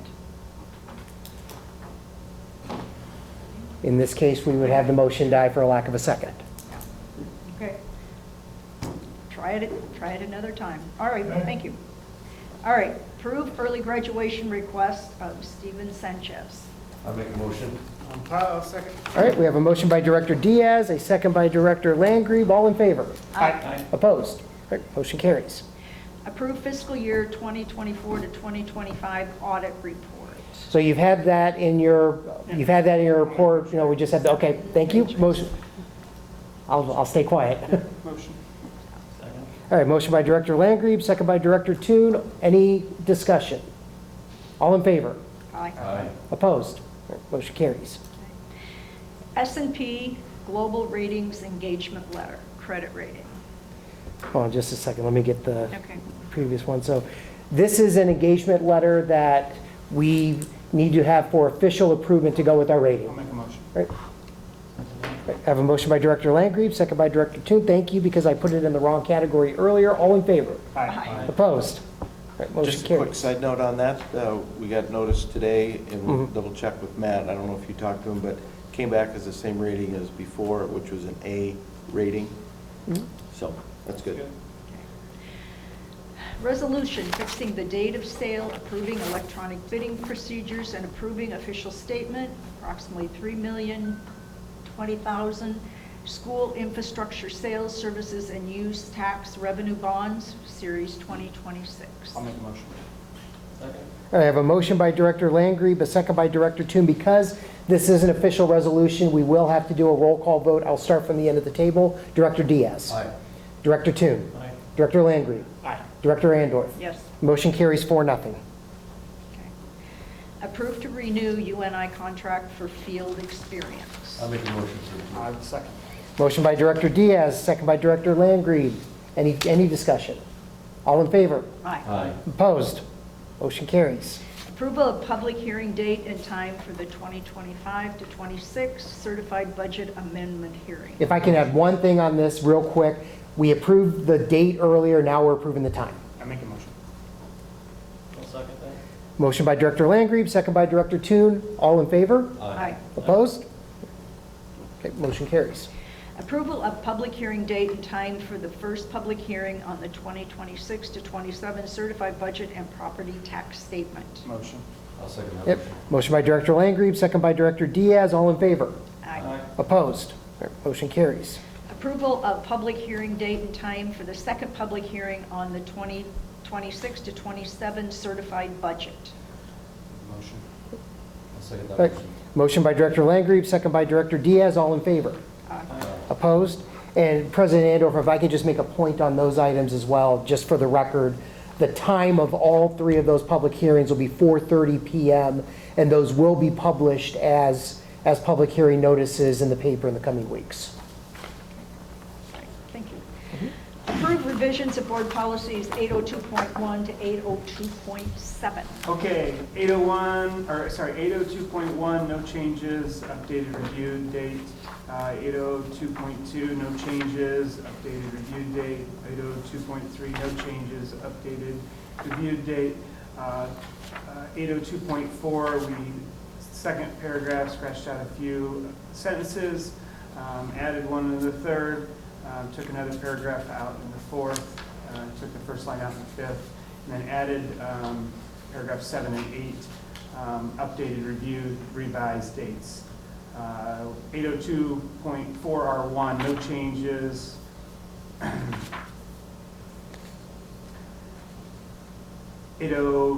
802.4R2, no changes. 802.5, no changes, reviewed, date updated. 802.6, no changes, reviewed, date updated. 802.7, Iowa code scratched out, reviewed date updated and revised. Okay. I'll make a motion to approve. I'll second the motion. Motion by Director Toon, a second by Director Diaz. All in favor? Aye. Opposed? Carries. Approve 2026 to 2027 property tax statement. I'll make a motion. Second. A motion by Director Landry, second by Director Toon. Any discussion at all? All in favor? Aye. Opposed? Carries. Consider $500 donation to the New York music trip. I'll make a motion. Before we get to that, okay, I would like to know how much is left that has not been paid. Just over 16,000, right? As I checked it at about 4:45 today, those are outstanding student and family balances. So what happens if that, Isn't paid. if they're not paid? It'd be a. Does it still go on or? I mean, we are talking right now about partial payments with the money that we currently have as we get the rest of that money. Yeah. So that's an item for, but otherwise, if the trip would get canceled, then it would be less any cancellation fee that would occur. Yeah. When did they become aware that they were short? I mean, I've done travel with travel agencies before, and I know that in order for me to go, my payment has to be paid in full and at least 3 months in advance. When did we become aware that we were short, and what kind of oversight was with the families to know that, you haven't paid, and when is the payment coming? I can tell you what has been done and what has been shared with me. So I had a spreadsheet shared with me and really got wind of this late last week, where I really started to look into it. I know that the leadership of the fine arts area, they have a spreadsheet that they are tracking all of the payments. Now, what happened with all of that? I think that's the crux of what we're discussing here, because, Clark and I have talked about this before too. Yes, I have access to that spreadsheet, but I also have a lot of other items, financially speaking, that I'm talking about, especially dealing with district money, as opposed to a trip that was purely students, what I call SFF, students, families, and fundraisers. So I got wind of all of this late last week. Really on Thursday was when the alarm bells started to come to my way. I then called the travel agent, and he updated me on what he had learned. I updated him on what I had learned. He realized what I had told him was, quite honestly, new information to him. So that's the story. Not even the story. Those are the facts as I can give them to you right now of my awareness of the situation that occurred. I kind of feel like my first priority first is district activities, and then dealing with some of these other items. That's the key statement. This is not a district activity. This was a trip, vacation, that is separate from any of our activities. So as far as oversight, it's up to the person that is organized. If I was organized, if you guys were organized, that's up to you. That's up to me or whoever is getting this organized. Because it's not a soccer deal. It's not we heard about PSP or whatever the case might be. But it's not part of our activity. So this person has to be responsible. For the $500, they talked about that's to help cover the, let's call it 3%, it's not quite 3%, of credit card or debit card fees. The slippery slope on something like that is we do that, we just had Lila here. They do tons of credit card, debit card. It's part of doing business, in other words. So the concern that I would have is this. Number one, what you're talking about right here. They go next week and it's not paid. That's alarming. They leave to me. Saturday. Number two, what's on the docket here is a $500 donation to help cover the credit card, debit card fees. If we start doing that, I see a list a mile long that would want the same thing. Historically. So, and this isn't even an activity such as basketball, wrestling, when people come in and use a debit card or credit card. So, if we charge $10, which we don't, you take 3%, we get less than the $10, just like Paces, just like anybody else. Nutrition, same. So it's an unusual request. I will say that. We've never seen it. And if I can add something to this as well, the accounting that has been done until this year, the revenue was always netted. So let's say that we would get from Bound, for example, we'd get a $7,000 check from Bound. Then we'd have $7,500 of actual revenue. And again, I'm using round numbers here to illustrate the point. But then we'd have $500 of fees. Well, we would record $7,000 of net revenue. Now we are recording the $7,500 of revenue and the $500 of the service fees. So there's more transparency, in my opinion, with these types of fees. It's shining a light on it now. So activity, athletics, musicals, fall plays, they have always been paying this fee. It's just never been out in the open because of how the accounting was done, because we would just record a net revenue amount and not gross revenue and fees. But fees aren't over $500 right now. No, I mean, I'm using that as an I example. mean, Yeah. I don't know, I suppose it is 98,000 is the total. will they still this. go? Will they still go being a shortfall of 16,000? Well, that's to be, Where's the school gonna, I'm worried about, where's the school gonna be on the hook? Well, I can tell you right now that, and I've said this to internal staff, and I've said this to the travel agent, there will be no district funds paid for this trip. The money will be students, families, and fundraisers. Full stop. So, But if it is not paid, does the trip still go? that's going to be up to the director and Bob Rogers to figure that out. We're not part of that. At what point, what kind of direction did administrators give? When were you notified that there was an issue with money? Was it back in January, or was it last Just, week? first I learned about it was last Thursday. That's When when I found I out. got an email that was basically asking why, what's the status of the invoice payment. So then that's what got me started to digging into everything that's happening. I mean, That's when I found out, I don't think anybody else knew of it, because again, it's a separate activity. It's out there. It's a trip. We're not monitoring all of that, because we're not paying for it. Historically, and I can go back a long ways, we have never funded any music department trips.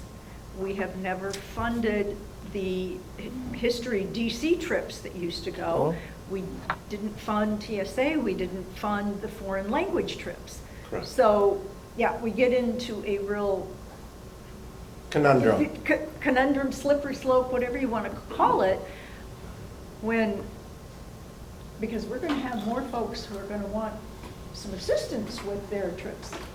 They And have, we definitely money has don't need come to in. have a precedent. Money has has been coming in. I would Money say talks. that, yes, well over $16,000 came in from the time that I had the conversation on Friday with the travel agent until the last time that I checked at about 4:45 PM today. And I mean, if that same amount happens in the next, 24 hours, because really it was, 24 hours of school time. But, I obviously can't guarantee that. I've got a couple of pretty substantial school pay transactions that I need to receipt in the morning. So when you go back and look at the amounts, I mean, the amounts are coming down. The question is, Are we housing the funds? we are not housing the funds. So- Well, I take that back. We're housing. housing the funds in the That's our role. district, but they're in the appropriate account for, Yeah. they're in the appropriate activity fund account for So this they're- trip. So parents are thinking they're paying the school, right? Well, Well, yeah. Because they're not paying Bob, they're not paying the. They're not paying the travel agency. agency. Yeah. So. It's being housed in a So they're specific paying the activity fund school, account. and they're probably under some assumption the school's gonna be Gonna right cover in this, gonna cover Well, this. but if you were, I hope not, but that could be. They came to the board, they talked, Yeah, I and one of understand. the clearest thing that we said I at that understand. time was, the school is not paying for this, it's all funded through. And, yep, that's what they But we agreed to. we give threats about replacing a computer a lot, and sometimes they never get replaced. Right? You break my computer, hey, you got a bill, or hey, you're $400 in the hole on food or lunch, and you're still, Well, there's different laws on different things there, Yeah. or nutrition laws, a little Yeah, bit different. A computer is gonna be a little different, that's an academic thing. This is a vacation. no, I understand. So But I mean, I'm that's- just saying the philosophy's there, where it's just, Sometimes we just don't pay it. And I realize that, I realize that there has been, and it's not just Perry, this is statewide, that there's been maybe not the effort on collections that maybe there has been in past years, and is that something we need to look at? Perhaps, but Well, that's not, Yeah. kind of not the philosophy that Right. I inherited. It's kind of like some of the other things we do. We're getting in a bad habit of, hey, we're gonna get some donations, or we're gonna get some people to do some stuff, we're gonna pay for it in advance, and we're gonna hope that we get paid for it at the end. And we need to be better at locking some of that up. We need to get money up front before we even start to. Or maybe consider biggest the difference, though- economics of our families. Mhm. Yeah. Yeah. And do we need to look at what is reasonable for them to be able to cover? Well, and that's where Well, the, that's- For something like this, though, a big difference, I think, for something school-related, whether it's computers or academics or whatever, food, we have, had situations. Those were student-driven here at school. To me, it's miles away from this purpose. This is a vacation. but yeah, I will just continue to say that, any money that is not students, families, or fundraisers is not, I'm not going to authorize that payment. Things that we have been able to do for students and hoping for donations is a lot better than, hey, you can take a trip to Washington DC. Sure. So, to me, it's completely different. Has there been any discussion with the departments about maybe a trip every 2 years is excessive? Historically, again, it used to be every 4. I know. Yeah, I don't know. Because If if they've this said turns two. into a one-time thing, it's gonna turn into an every Yeah, other year yeah. thing. Well, Also, we have a another- club and organization's gonna come and. We have want another this group, I think, maybe next year, Travel. Angelica, Language one? in the language department. 2027, I No. don't remember when. So yeah, that'd be the, summer of, Yeah, next year. And I personally, I'm not necessarily opposed to giving a donation. What I'm opposed to is the timeliness of the request. Absolutely. Had we recognized that we were going to be short, that parents were having difficulty making the payments, maybe I needed to go back and I needed to kind of push my parents a little bit more, but maybe we should have known in January, as opposed to 5 days before the bus leaves. or in another situation, if I know something more ahead of time, let's say this would have been 6 weeks ago. Maybe then, potentially, I could have been working with the travel agency a little bit to help, to say, okay, here's our situation right now, what things can we do to try to make this work? It becomes very difficult when it's a week before the event, with all of the other things that we have going on right now, to then say, oh, we've got this pretty significant fire that we need to try to extinguish. And it is a fabulous trip. Yeah. It Oh, is hey, I mean, and I'll be honest, the learning that you can get from this. Absolutely. But it is I agree. It is also more of a vacation type of learning than, and I realize they're doing some workshops and that sort of thing, but, yeah.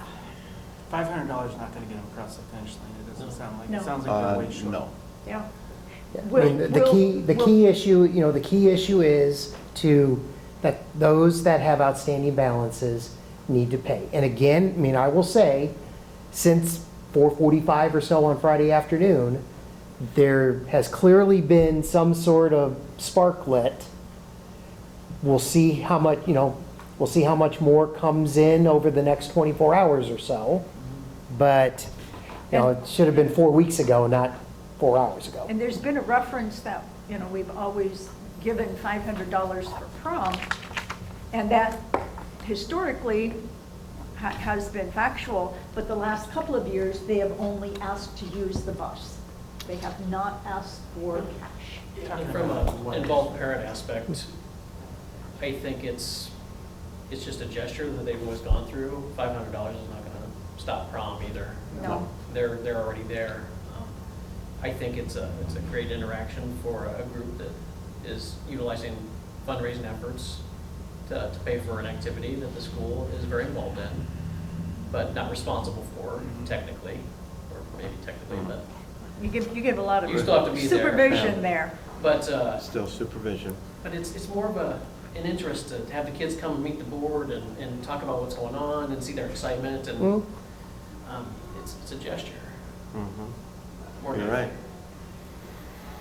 And I don't like that being compared to this shortfall, Yeah, personally. I would agree. Well, I will say that I learned a lot. I mean, I think, I won't belabor the point, but the timing, the lack of them being here, the slippery slope is probably the one that worried me the most. Is why I probably would be against this. I do see tons of value of it, and I'll probably try to figure out ways to support them outside of that. I do think there's more of an overlap with the prom than, that's just my opinion, but there's quite a bit of overlap there. And if it's just a gesture, I think it'd be safer just to eliminate that gesture if they don't need it to make That this might be. clear. Yeah. So, especially if we don't think it's gonna impact them having it. So. But nonetheless, that's where I'm at. Yeah. Snowgren, you got something? Sorry, Eddie, you said they're not here. They're in a band concert right now. Yeah, I know. They emailed us saying they were gonna be there, but she was here earlier and, They just finished, so they might yeah. drop in, but I. Unfortunately, they missed a good chunk of the discussion. Yeah. I think that would have been super valuable Yeah. to them. Well, I And mean, I've got the recording there. I'm always happy Yeah. to share the recording I with don't think them. anybody said anything here that. No, I think, it's. I think this is extremely productive discussion, not only for this, but also for how we deal with situations like this in the future, you know? I mean, honestly, can I do better in terms of helping to structure some of these types of items? Perhaps. What in your conversation with Bob, what is the plan for Saturday? If the money has not been collected, what is the plan with Bob? Bob Bob Rogers. and Bob- Jen, Yeah, Bob the bus they guy. need to visit. This is not a school issue.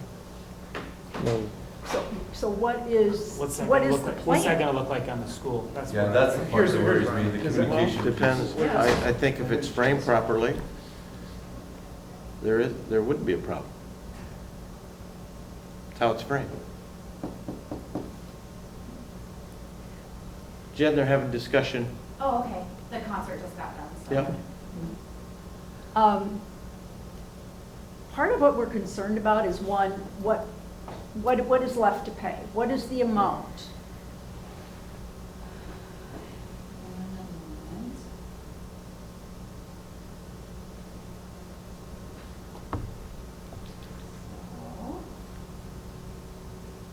There's a page that I need to refresh, so I can tell you if anything has come in online since school got out today. Okay. And I know there were also some receipts written in the office here at the end of the day that I don't have in my spreadsheet yet. Because I had a couple students mention that they had a check, and I said, take it to the office. One moment here. Okay.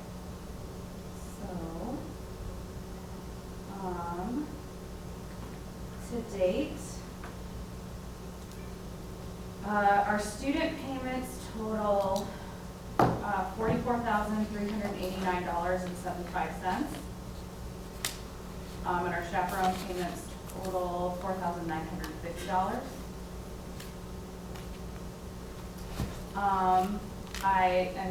The business office has access to that spreadsheet with all the student payments in it and receipts and dates and all of those things. We are also going to be using our sub-account balance from the Booster Club.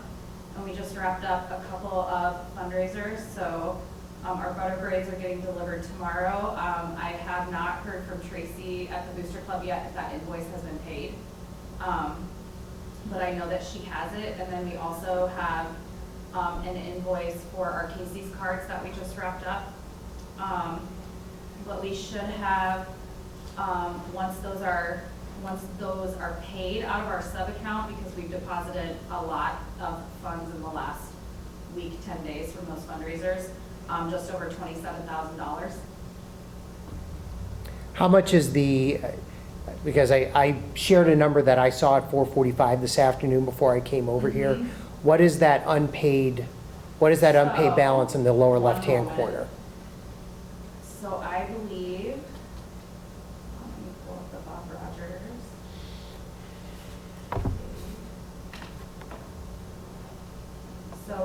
So our trip cost is $22.74. I'm quoting after fundraising, which is what I talk to families about.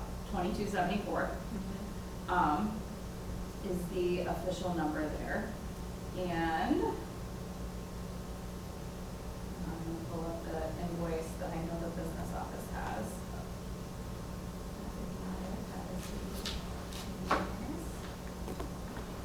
Okay.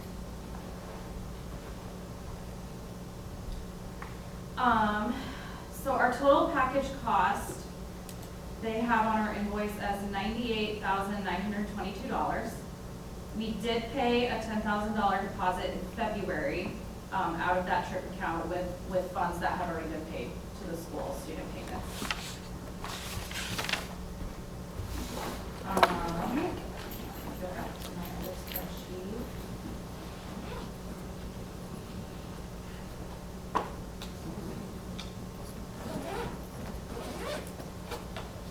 So we know that we are waiting on being able to have the Booster Club issue that check because we still have the, like, I don't know yet if that Butterbrae invoice has been paid.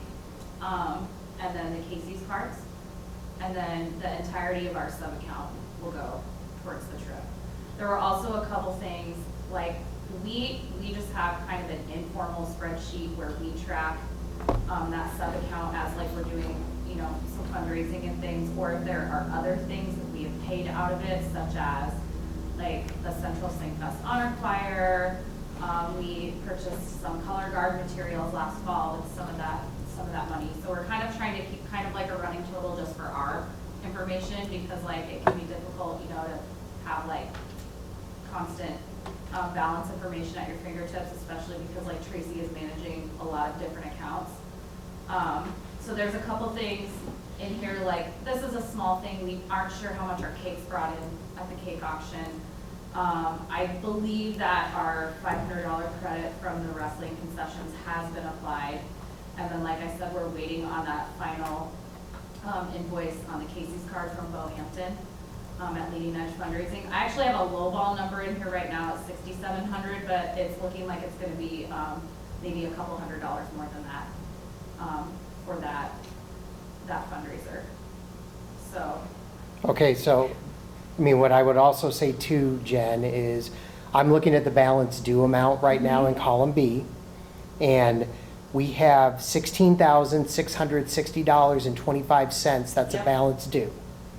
And I promise you I won't name names. I'm doing hard and fast. So 7 students still show a full balance, and an additional 4 students have balances of either greater than or equal to $500. Yes. Okay, so. This is a kind of a difficult thing to explain. We've been obviously communicating very frequently with families, both as a whole group and also individually, those individual students and parents. We have had payments set up that they could make starting in September, broken up, and there were families that took advantage of that so that it was spread out, you know, over many months.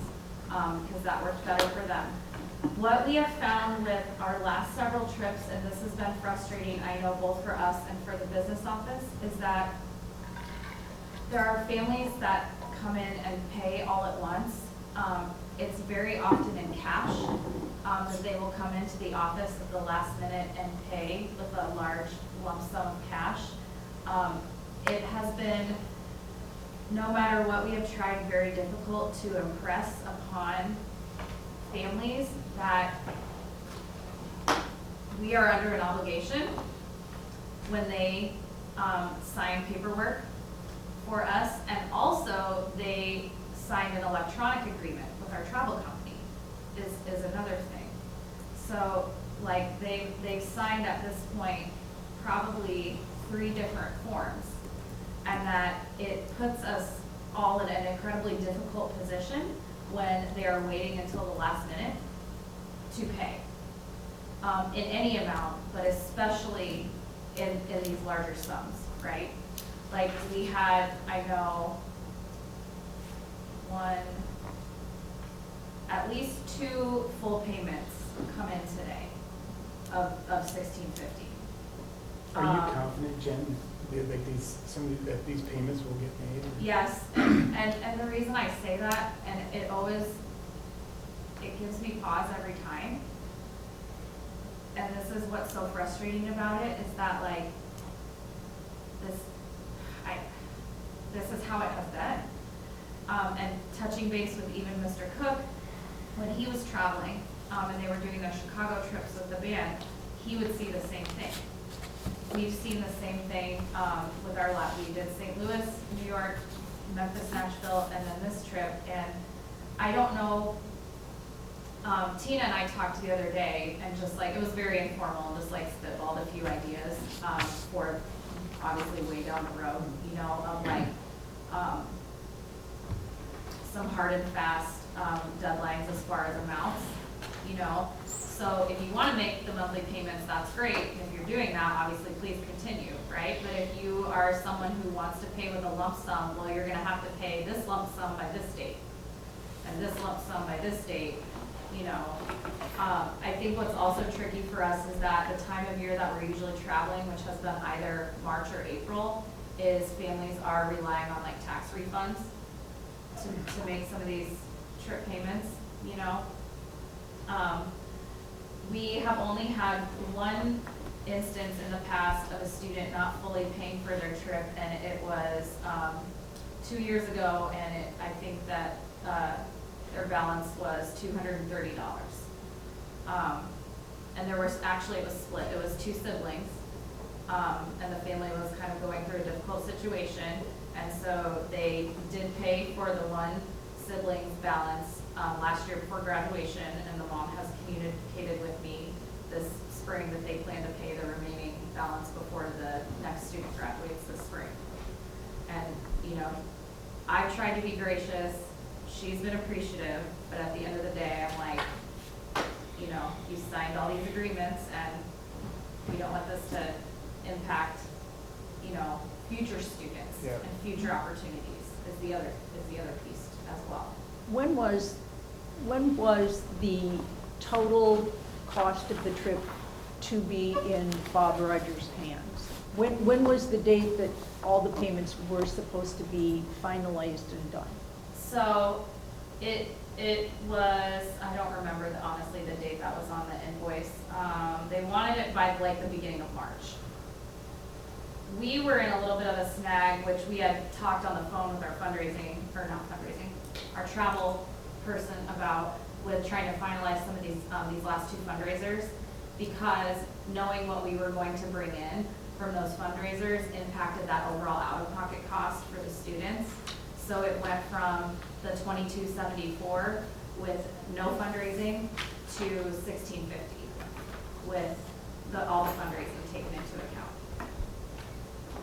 And we've had a couple unique situations, like we were trying to get materials back in, or order forms or things in from a couple of students who like just stopped attending school and went online, but hadn't communicated that with the district yet, you know, and so we're kind of trying to chase some things down so that we can wrap things up and, yeah, get invoices from fundraising companies.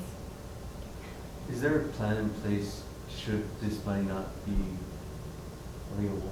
So actually, I have heard from a couple of people locally just in the last couple of days who are interested in possibly sponsoring, like giving some sponsorships towards the trip.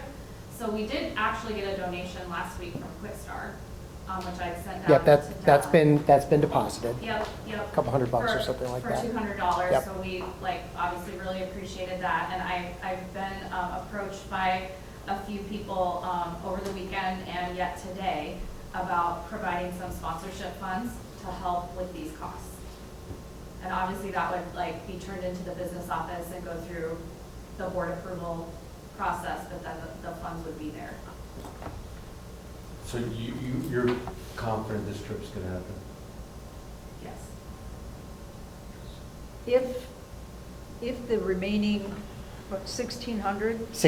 1,000, so, okay, we've got $16,660.25 is the amount that is currently shown as balance due from students and families. Mm-hmm. So, I mean, Jen and I are looking, we've got a shared spreadsheet, she and I are looking Yeah, at the exact we've same been- thing. We've been on the phone a lot. So is Bob going to let those students go on the trip without having So. full pay? At this point, that is actually, so they would say yes because it's our discretion, because we are collecting